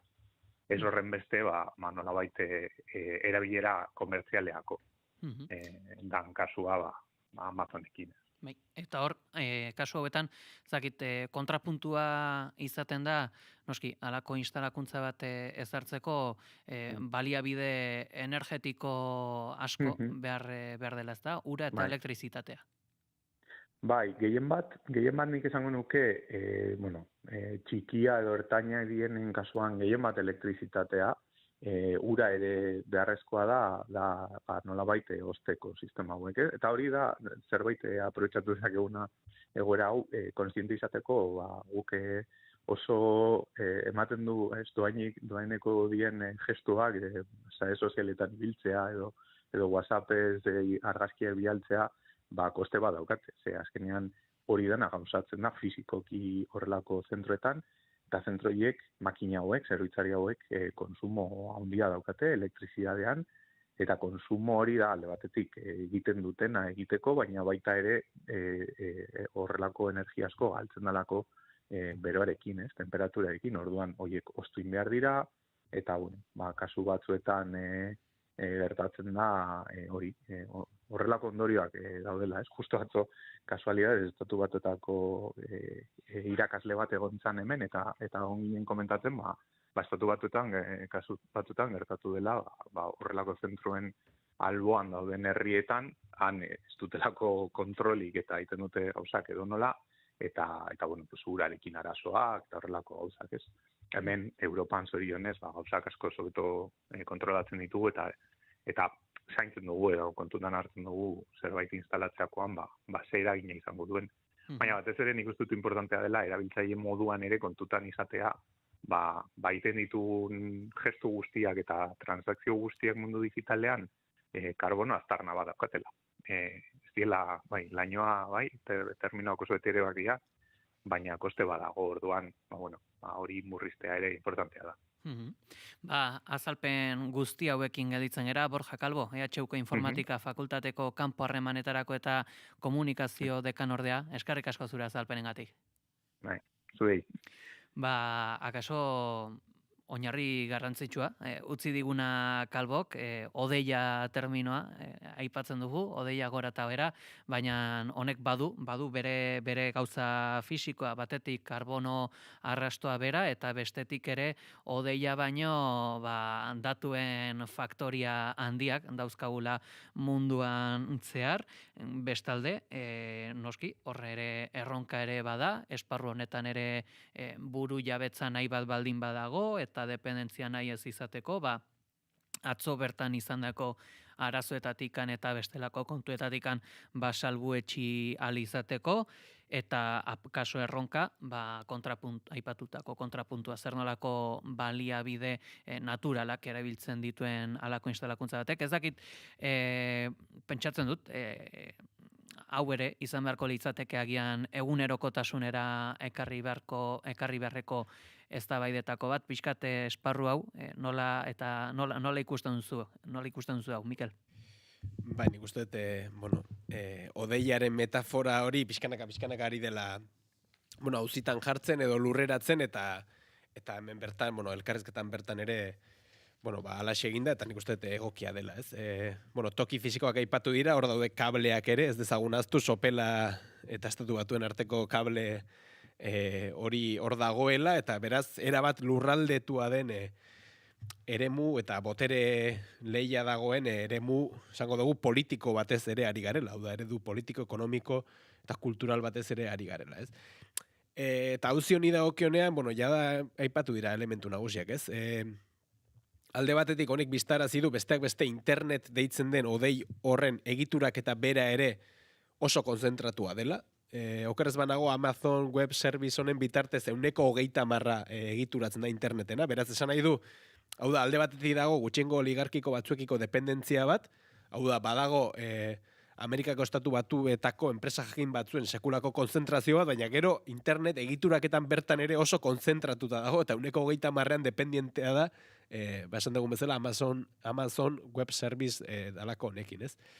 Beraz, hori da elementu bat, eta gero beste alde batetik, gogoan izan ekarren nahiko nuke, Amazon Web Service hau bera ere, 2000 gehiagotan erori da, gogoan izango dugu 2024an iaz Microsoft erori zela, eta horrek sekulako anabasa sortu zuela, Garraioan, aireportu eta banketxean, eta Osakidetzan bertan ere eragin zuela, eta uste dut honek, bueno, alako kasuek, mai gainean jartzen dutena dala, bat, Amerikako Estatu Batuetako gutxiengo oligarkiko horrekiko dependentzia hori, bat, zeinen antidemokratikoa den, hori behin eta berriz esaten dugu, bi, zeinen inefikaza den. Hau da, hor kaskadaren metafora erabili da, ez? Urjauziaren metafora, eta bueno, behin gehiagotan gertatzen den elementua da, hau da, kasu honetan Virginian, suertatzen den arazo batek, segundu gutxiren buruan mundu osoan eragiten du, ez? Eta horrek inpaktua dauka, ez dakit, Euskal Herrian kafe bat hartzera doan herritar horrengan ere, ez? Beraz, ostras, erabateko konzentrazio hori bat antidemokratikoa da guztiz, beste, Amerikako Estatu Batuetako enpresa oligarkiko horiek gutxengo privilegiatu baten eskuetan daudelako, baina bi, erabat inefikaza da, urjauzi hori, erabatekoa delako eta arazo txiki batek mundu mailako sekulako arazo bat ekar dezakelako segundu gutxiren buruan, ez? Beraz, nik uste auzia hor dagoela, ez? Da zu planteatu duzu, eta uste erantzun handirik ez daukagula, baina auzi horri heldu bertze, eta da, odeia deitutako eremu lurraldetu hori nola disputatu daiteke, nola lortu daiteke bat, ez? Beste datu zentroak ere aipatu dira, ez? Horren gaineko jabetza eta kudeaketa demokratiko bat, eta bi, nola egituratu daiteke era federalago batean, hau da, nola zein da, ez, datu zentro horien eskala, uste hori dela beste elementu nagusietako bat, horien kontrol eta kudeaketa demokratiko hori bermatu alizateko, eta bi esango nuke, monokultibo ezberdinen aurka, hain zuzen ere, sistema erresilienteagoak eta sostengarriagoak eraiki alizateko. Eguzki? Neri gertakizun horrek lau refleksio sortzen dizkit, teriko batzuk komentatuak izan dira, baina labur esan da.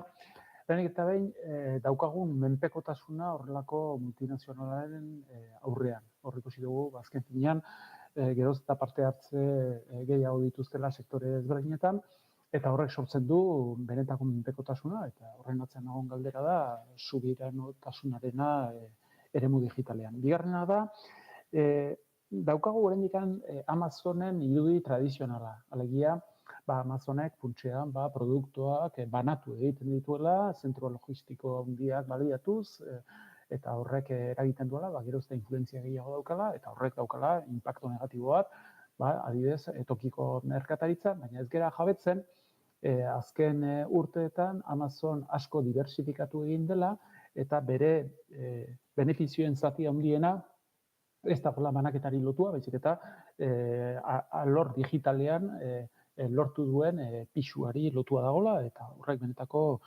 arazo bat ere planteatzen du. Eta inork ez dauka oso argi azken binean, zen diren ramifikazio guztiak eta Amazonek daukan influentzia sektore guztietan, zeren bere estrategia nagusietariko bat izan da, preseski, eremu sektore eta zonalde geografiko guztietara edatzearen.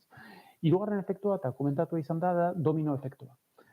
Eta horrek erakusten du, puntutaraino dagoen elkar menpekotasun fenomeno bat, eta horrek suposatzen du, estatu batuetan edo munduko edozein tokitan gertatzen den arazo batek, oso denbora gutxian edadura bat daukala mundu osoan, eta izugarrizko inpaktua lortzen duela, eta hori etetea oso zaila izaten ari da. Eta gero, azken puntua da kontsumo energetikoarena. Pasaren astean, Le Monde egunkariak publikatu zuen artikulu bat, Irlandako kasua aipatuz, dakizuen bezala Irlandak dauka sozietateen zerga apala, eta horren ondorioa da, multinazional besteak beste digitalak bertan kokatuta daukatela Europako sedea gutxienez, eta batzutan mundu mailako ere bai. Eta horrek suposatzen du, interneti eta bereziki inteligentzia artifizialari loturiko kontsumo energetikoak gaur egun jada kontsumo osoaren 8% suposatzen du. Eta hurrengo urte hurbilean 20% igoko da kontsumo hori.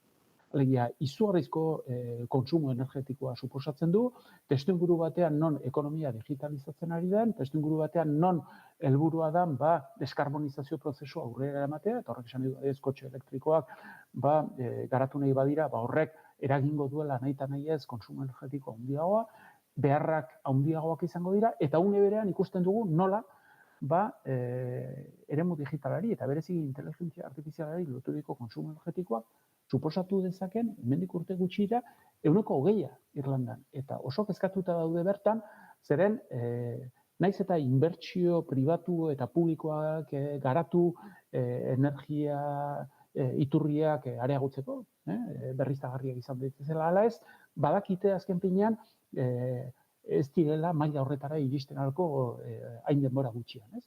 Eta horrek benetako arazoak planteatuko ditu, zeren galdera planteatuko da, eta lehen komentatu da elkarrizketan bertan, estatu batuetan, zonalde batzutan, ikusten da azken finean, udalerri batzuk edo zonalde batzuk eratzen direla elektrizitaterik gabe edo urik gabe. Eta horra egongo da, benetako lehia, porroka, jakiteko azken finean, energia hori nola gastatuko den eta nola banatuko den, maila handi batean, eta nola produzituko den ere bai. Azken finean, konsumoak horrela azten jarraitzen badu, iritsiko da momentuan, non kolapso egoera batera iritsi egintezken, ez? Ikusi zen, adibidez, Espainiar estatuan nolako kolapso egoera bat gertatu zen momentu determinatu batean, eta horrek nolako inpaktuak izan dituen eguneroko bizitzan, jarduera ekonomikoan, eta bar, ez? Beraz, iruditzen zait, horren inguruko benetako refleksio bat eran barko litzatekeela, eta hori ezin dela inondik inora sektore pribatuen esku utzi. Hori debate politiko eta publiko bat egon behar da horren inguruan, eta nik esango nuke publifikatu behar dela ere maila handi batean jarduera hori interes publikoko gaia baita. Goizeko 10:25 gutxi direla, aurrera egiteko tenore aldu zaigu, albiste delako Espainiar Garraio Ministerioak Aralar gurutzatuko ez duen abiadura handiko trenaren bide berri bat ere aztertuko duela, 3. aukera bat aztertzea erabaki du exekutibo espainolak, eta horretarako zulaketa lanak ere iragarri dituzte. 2026ko udaberrirako informazio guztia izatea espero dute, erabaki bat hartu ahal izateko. Honi buruz eta zundaketa berrien iragarpenaz jakiteko gurekin da Julio Villanueva, HT Stop plataformako kide, egunon. Opa, egunon. 3. aukera proposatzea, ez dakit baote den Aralarko tunela ez dela eraikiko modu lauso batean iragartzea? Bueno, argitu nahi nuen benetan 3. alternatiba deitzen den hau nolabait Aralarko betiko tunelaren antzeko eragina izango duela. Eta Aralar bai zeharkatzen duela, naiz eta saiez batetik edo, baino hori bai azpimarratu behar dugula. Aralar erasotzen jarraitzen dute. Eta 22 terriko kilometroko tunel batetik 20 kilometrora 20 kilometrako batera pasatuko dela. Orduan, horrek esan nahi du, antzeko parezidoko txikizioa dakarrela, ez? Eta bueno, hortan nik uste propaganda ofizialak indarra handia egiten ari duela eta hori desmontatu behar dugula. Ez, nolabait, antzeko zerbait eta zari garela, ez? Bai, aletuko ditugu alternatiba honen elementu ezberdinak, baina horre azaldu duzu ere baita 3. aukera hau EAJaren 2018 alegazio bat duela iturri. Ez dakit, aukera honekin ezkioko geltokia erabiliko zen? Edo helburua ezkion eraikita dagoen asalbatzea izan daiteke?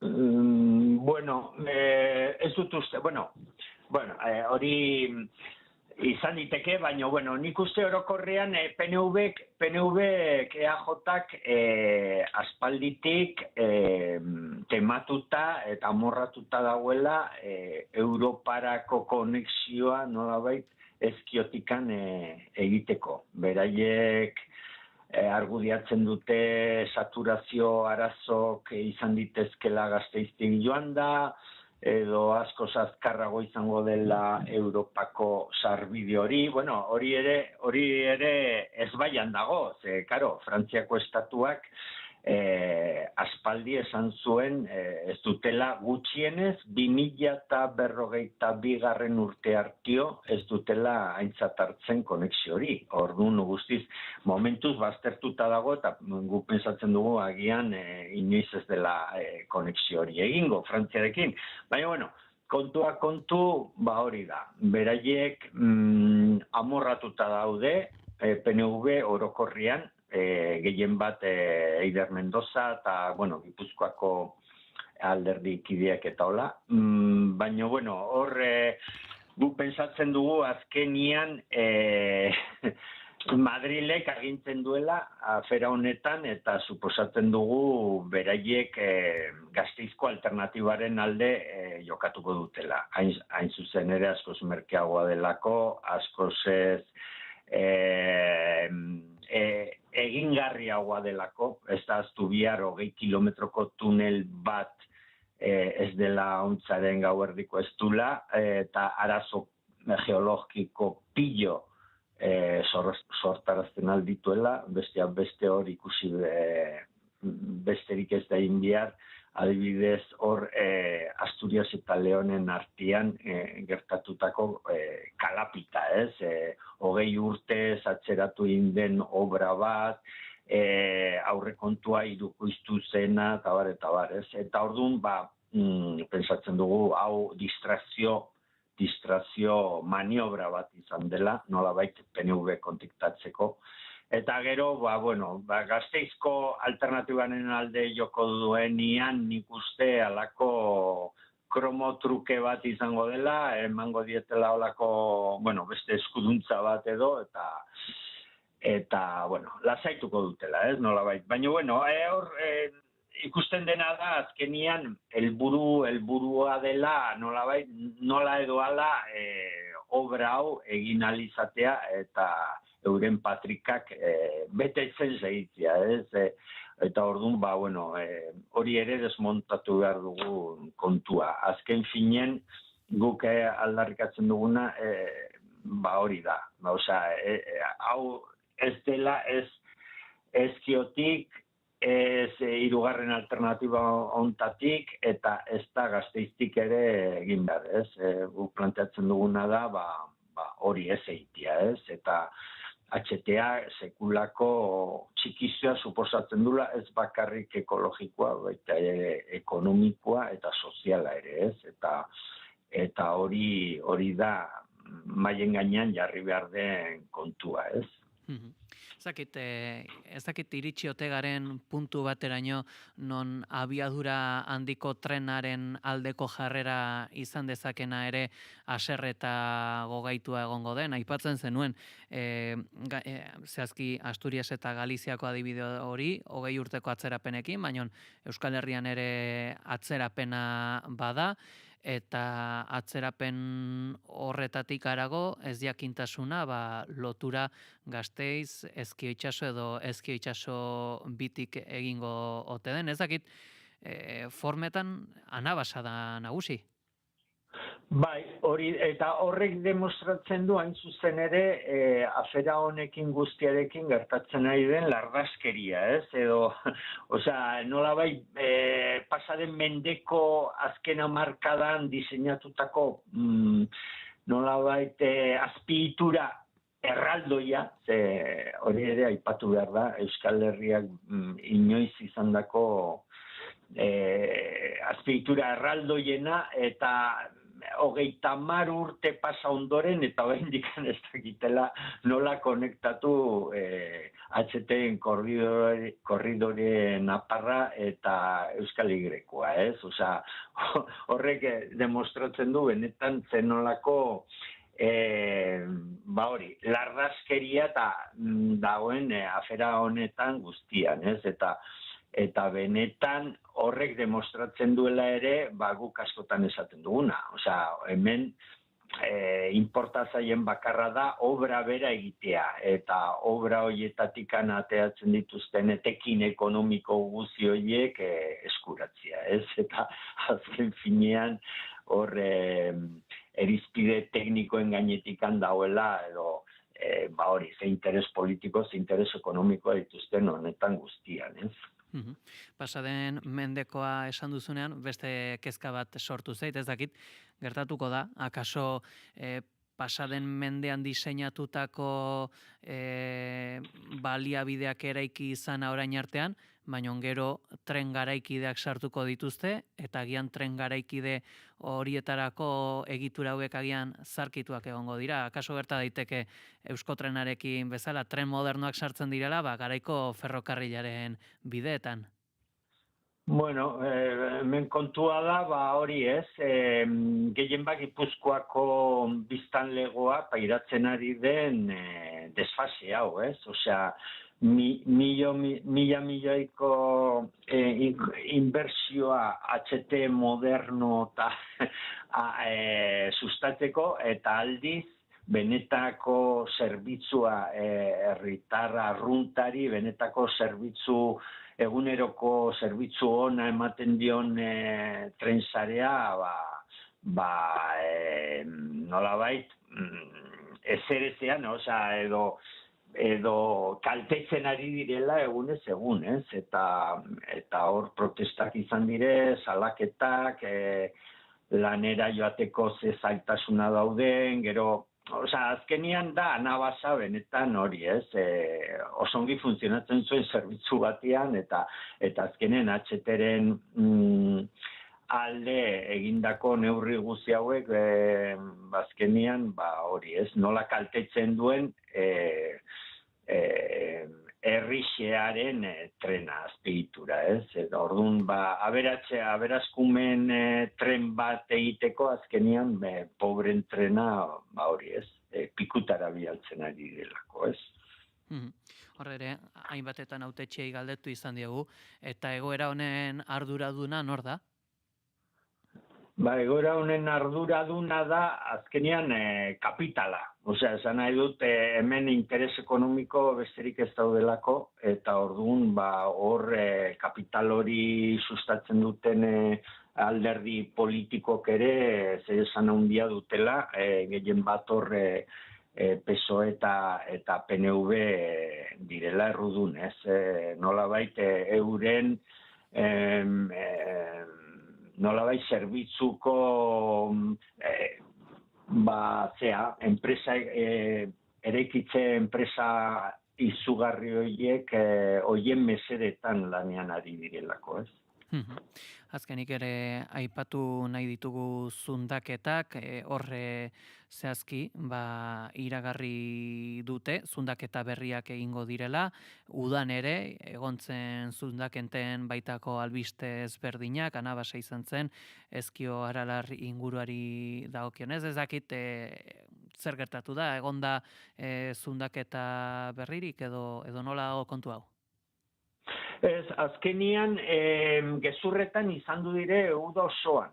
Uda osoan esanaz bere alaziko direla, gero behin baino gehiagotan ere Santano jaunak garraio idazkari nagusiak aipatu zuen ja hasita zeudela, eta guk baieztatu genuen ez zeudela hasita, ez Nafarroko aldean ez da Gipuzkoakoan ere. Eta orduan, gezurretan ibili dire nolabait otsoa datorrelako, kontakizun hori nolabait,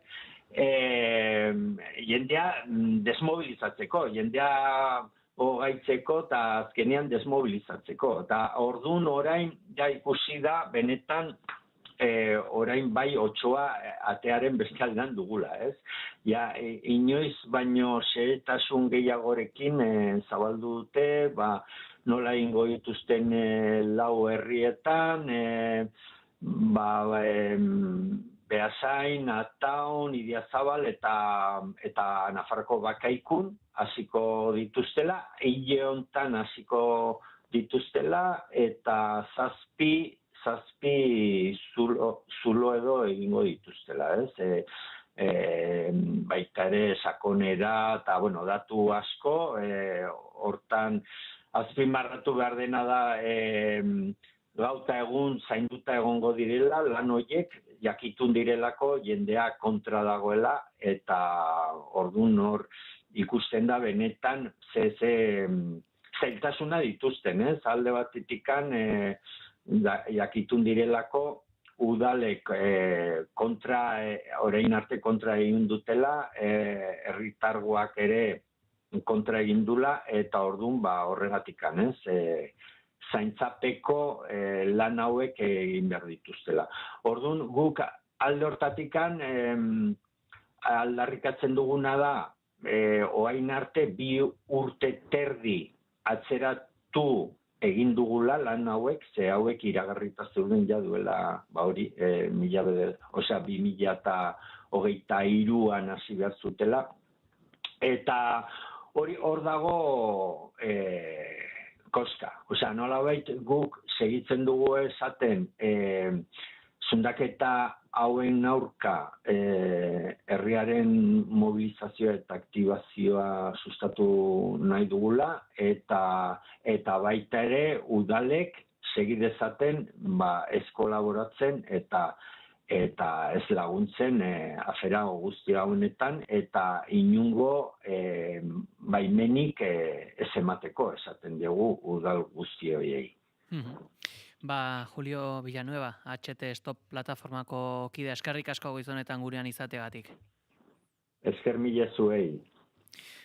Zelako txalaparta, ez dago giro, abiadura handiko trenaren baitan, orain bestelako alternatiba bat, Aralar ez zulatzeko, honek ere bat egingo du Ezkio itsasoko geltokiarekin, zakit, denbora askoko eztabaida da, urte askotako eztabaida, nola ikusten duzue gaur egungo testu inguru hau, Eguzki?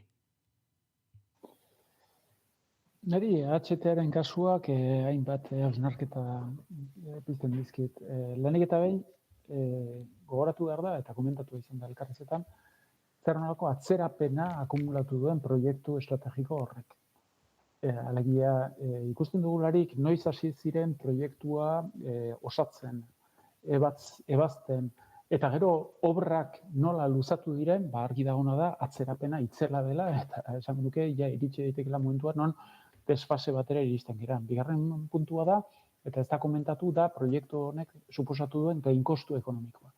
Lege, ikusten dugularik zein den aurre ikusita zegoen aurrekontu iniziala, eta gaur egun jada zenbat diru gastatu den, eta oraindik zenbat diru gastatu beharko den proiektua bere osotasunera eraman ahal izateko, ez dakit nun geratzen den kudeaketa onaren eredua, zeren diru publikoaren erabilerari dagokionez, hor zalantza asko sortzen dizkit gai horrek. Hirugarren puntua da, eta hori komentatu da, iparraldearekiko konexioa. Frantziako gobernuak behin eta berriro esan du, berak kasu berenean aurre ikusten duela konexioa 2052an egingo litzatekela. Kontutan izanik iparraldeko tramua erabat geldituta dagola, gogoratu nahi dut iparraldeko gehiengo zabalak bai hautetxeei dagokionez, bai instituzioei dagokionez, bai herritarrei dagokionez, proiektu horren kontra daudela. Euskal Elkargoak bozkatu du eta bi herenek baino gehiago kontra daude proiektu horrekin. Orduan, esaten delarik bai, Euskal lurraldetasuna eta bertebratu egin behar dira Euskal lurraldeak, bai, baina berra da kontutan harturako da, iparraldeko hautetxiek eta ordezkariek zer dioten. Gogoratu behar da, iparraldeak HT badauka, aspaldi gainik dauka, eta kontua da, tramo berri bat, lerro berri bat sortuko balitz, gehienek 6 minutu irabaziko lituzke. Eta horrek suposatuko luke, bertako administrazio publikoak 50 urterako zorpetu beharko liratekela.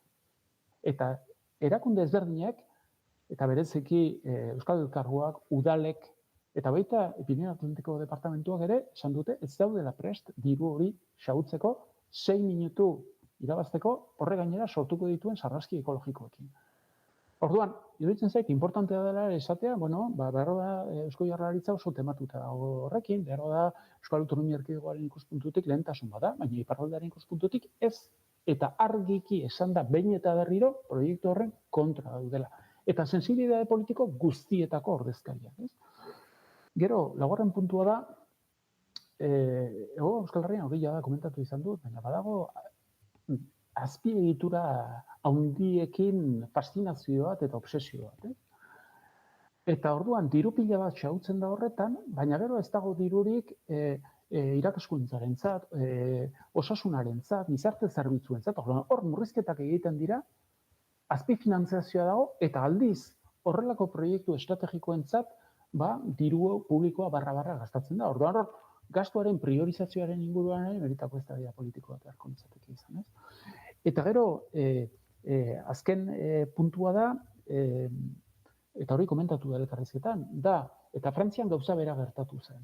Frantzian gertatu zen, eta aitzindaria izan da HTaren inguruan, TGV-aren sorrerarekin, 80. hamarkadan jada, SNCF da Renferen ekibalentea Frantzian, diru publiko asko inbertitu zuen HTan, eta kontrara hurbileko lineak azpifinantzatu ditu, eta asko itxi egin ditu.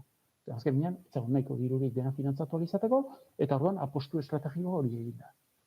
Eta iruditzen zait, Hego Euskal Herrian antzeko akatsean erortzen dela.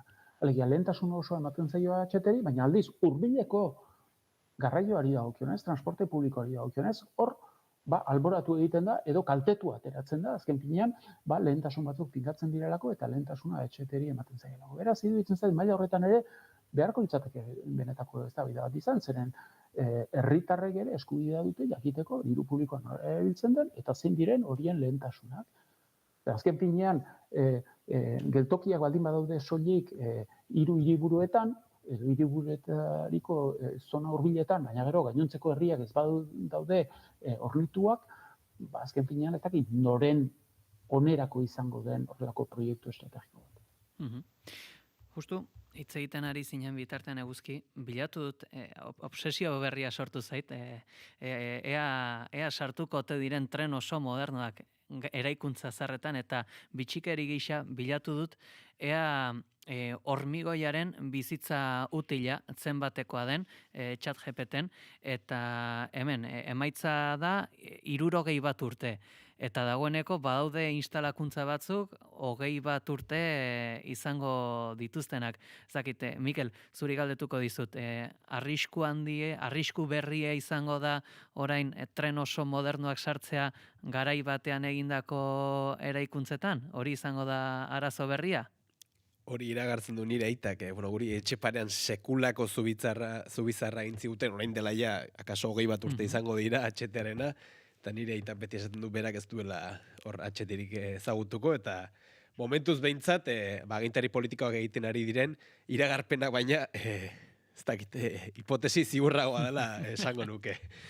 Ez, horre, guztiz bat nator, ez, bai Julio Villanuevak esandakoekin, eta baita guzki esandakoekin ere, ez. Niri HT-aren auzi hau lantzerakoan beti etortzen zait, kontakizun bat behin bati irakurri niona, ez? Esaten zuen ark, nolabait, zerk ezaugarritzen du esaten zuen, ez? Hola, pixkat, zea bat, broma bat botatzea aldera, ez? Pixkat, listo batek zer egingo luke, ez? Harri bat nun baitera eraman behar badu. Lehenik eta ben galdetu nora eraman behar den harria, eta ondoren hartu harria eta untza eraman, ez? Eta zer egingo luke inozo batek esaten zuen berak, lehenik eta ben harria hartu, harriarekin bueltak abili, eta ondoren galdetu nora eraman behar den, ez? Uste honek baduela horrekin antzekotasun bat, ez? Eta ezkiokoa bera ikaragarria da. Hau da, lehenik eta behin eraikitzen da geltoki bat, sekulako inbertsioa egiten da hor, edo beto esan da, sekulako dirutza xautzen da hor, eta ondoren planteatzen da, ea ezkiotik pasatu behar duen edo ez, edo beste ez. Hau bera ere izan daiteke enegarren titular bat, ez? Titularrak ugari egon dira, ez? 2005 bertan, jada Ardantzaren gobernuko garraio sailburua izan zenak, Alvaro Amanek, esaten zuen 2010erako amaituta egongo zela, eta gainontzean gorriak eta bi ikusiko nituela, ez? 2010 lekutan geratu da, ondoren iragarri zen 2017an egingo zela, 2018an, 2019an, Arantxa Tapiak berak 2019an esan zuen 2024ako martxan egongo zela, eta lekutan dago jada 2024a bera ere, ez? Beraz, kasuntan ere esan dute, aztertuko dutela hirugarren alternatiba bat. Beraz, ez dute esan egingo dutenik ere, aztertuko dutela, ez? Eta galdera da, azterketa hori ze oinarriren gainean egingo duten ere, ez? Beraz, ez dakit, uste hemen, improvisazioa dagola, ikamika antzoa daudela gobernuko kiden artean, eta baita gobernu hori, kasu hontan Araba Bizkaia eta Gipuzkoako gobernu osatzen duten alderdien baitan ere, beste Eusko Alderdi Jeltzalearen baitan, eta uste honek, horri gehiago erantzuten diola, benetako ikuspegi estrategiko bati baino, ez. Hor aipatu da, Europarako konexioa, hor mito ugari erori dira, eta usteet, Juliok askotan aipatzen zuen, ez, nola edo ala egin nahi dutela, ez, eta usteet horrek nahiko ondo azaltzen duela, gertatzen ari dana, ez. Eguzkiek aipatzen zuen, ez, azpiegitura handiekiko fascinazioa, nik uste dut, egitasmo, 80ko hamarkadan, nolabait, ez, fascinazio horren testu inguruan planteatzen dela, hau da etengabeko hazkundearen paradigma hortan, kontua da urte asko pasatu direla, paradigma hori bera auzitan jarri dala, eta tartean HTA sostengatzen zuten, mito ezberdinak ere auzitan jarri direla, eta orain, nolabait, proiektu hori sostengatzen zuen, paradigma auzitan jarri eta proiektu hori sostengatzen zuen baliabide tartean materialak auzitan jarrita dauden hontan, zer egin edute ala ere, kosta la kosta, bururaino eraman, burugo horkeriz jarraitu, eta hor, aukera ezberdinak egon daitezke, ez? Batzuen poltsikoak betetzeko izan daiteke, eta beste alde batetik, batzuen burugo horkeria eta alderdikeria tarteko, hori auzitan jartzeak, azken batean auzitan jartzen duelako, azkundea ulertzeko eredu oso bat, eta paradigma eta beste azpiegituren handiekiko fascinazioan oinarritutako eredu oso bat, ez? Eta beraz, uste ez daudela horretarako prest, eta ondorioz burugo horkeriz jarraitzen dutela. Eta ja bukatzeko, ez? Beraz, askotan Naomi Kleinen aipatunen aurrekoan horrek dena aldatzen du, krisi sozioekologikoaz ari zen, eta uste hori sinistu egin behar dela, eta horre beste, politika publikoetan ere errotiko eraldaketa bat ekarri behar duela. Ez alde batetik planifikazioa, eta honta justo improvisazio ikusten ari gara, eta beste alde batetik, gainkostu ezberdinen aurrean, baliabideak ondo bideratzea, ez? Eta bukatzeko datu bat, aurreko Mikel Otero hori irakurtzen nion, ez? Aurretik aipatu denaren bidetik. Gaur egun, euneko gehienez 10 garraiatuko duen HT-erako euneko 80 bideratzen da, baliabideen euneko 80, aldiz, euneko 10 inbertitzen da, zer eta bidaiarien euneko 80 bertan joaten den aldiretako trenetan esate baterako. Beraz, ez dauka inolako zentzurik eta errotik eraldatu beharran dago, ez soilik HTA-ren egitasmoa bera, baizik eta, eredu sozioekonomikoa bera eta lurralde plangintza ulertzeko modua bera. Azken datu horrekin gaditzen gara eta hemen utziko dugu amaitutzat gaurko analizin baia, Eguzki Urteaga eta Mikel Urdangari, mila esker gurean izategatik. Zuei, mila esker.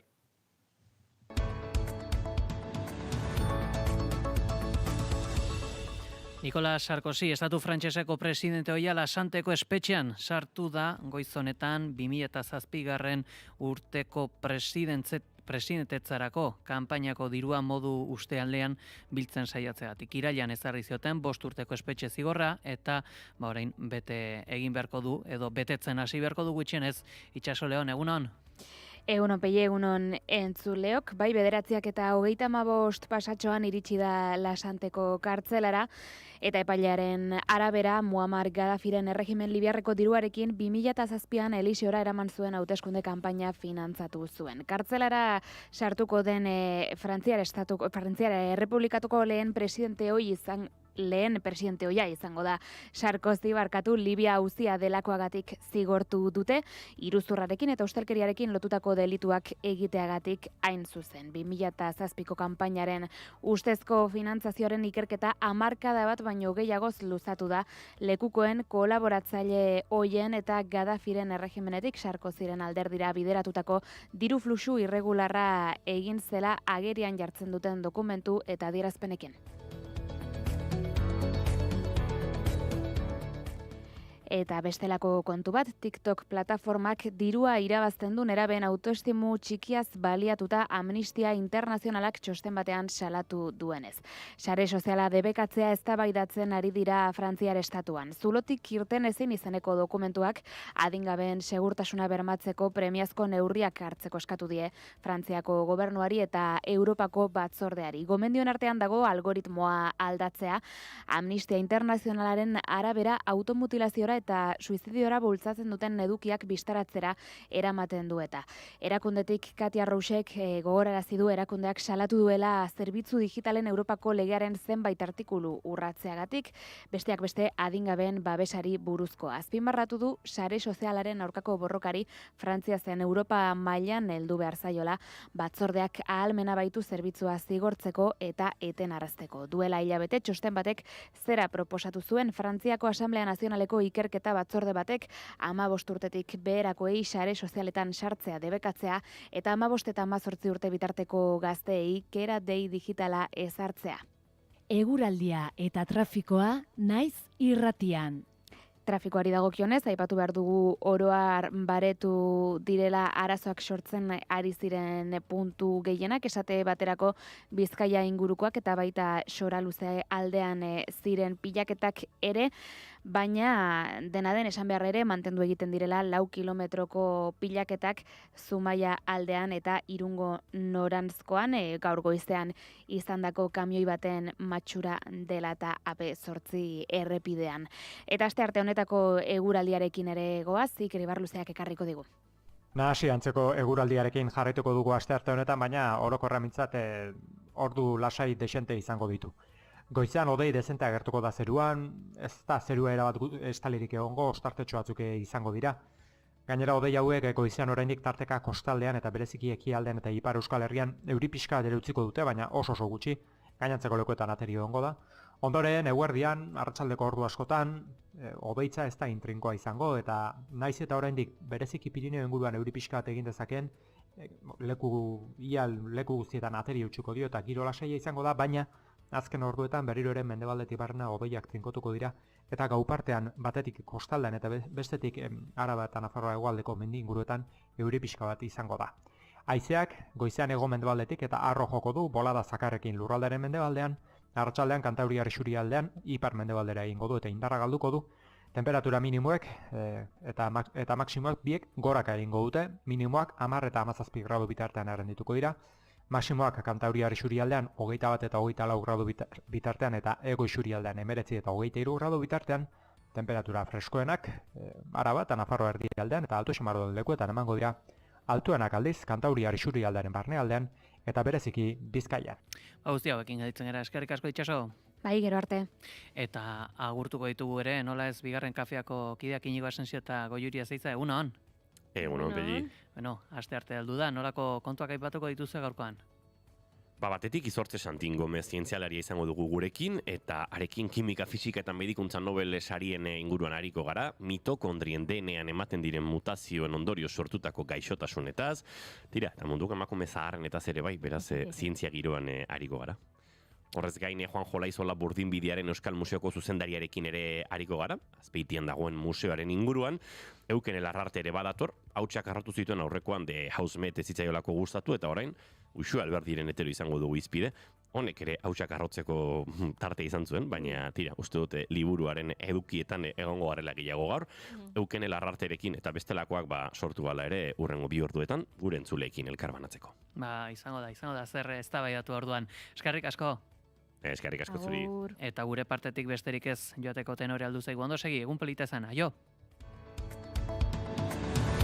Naiz irratia.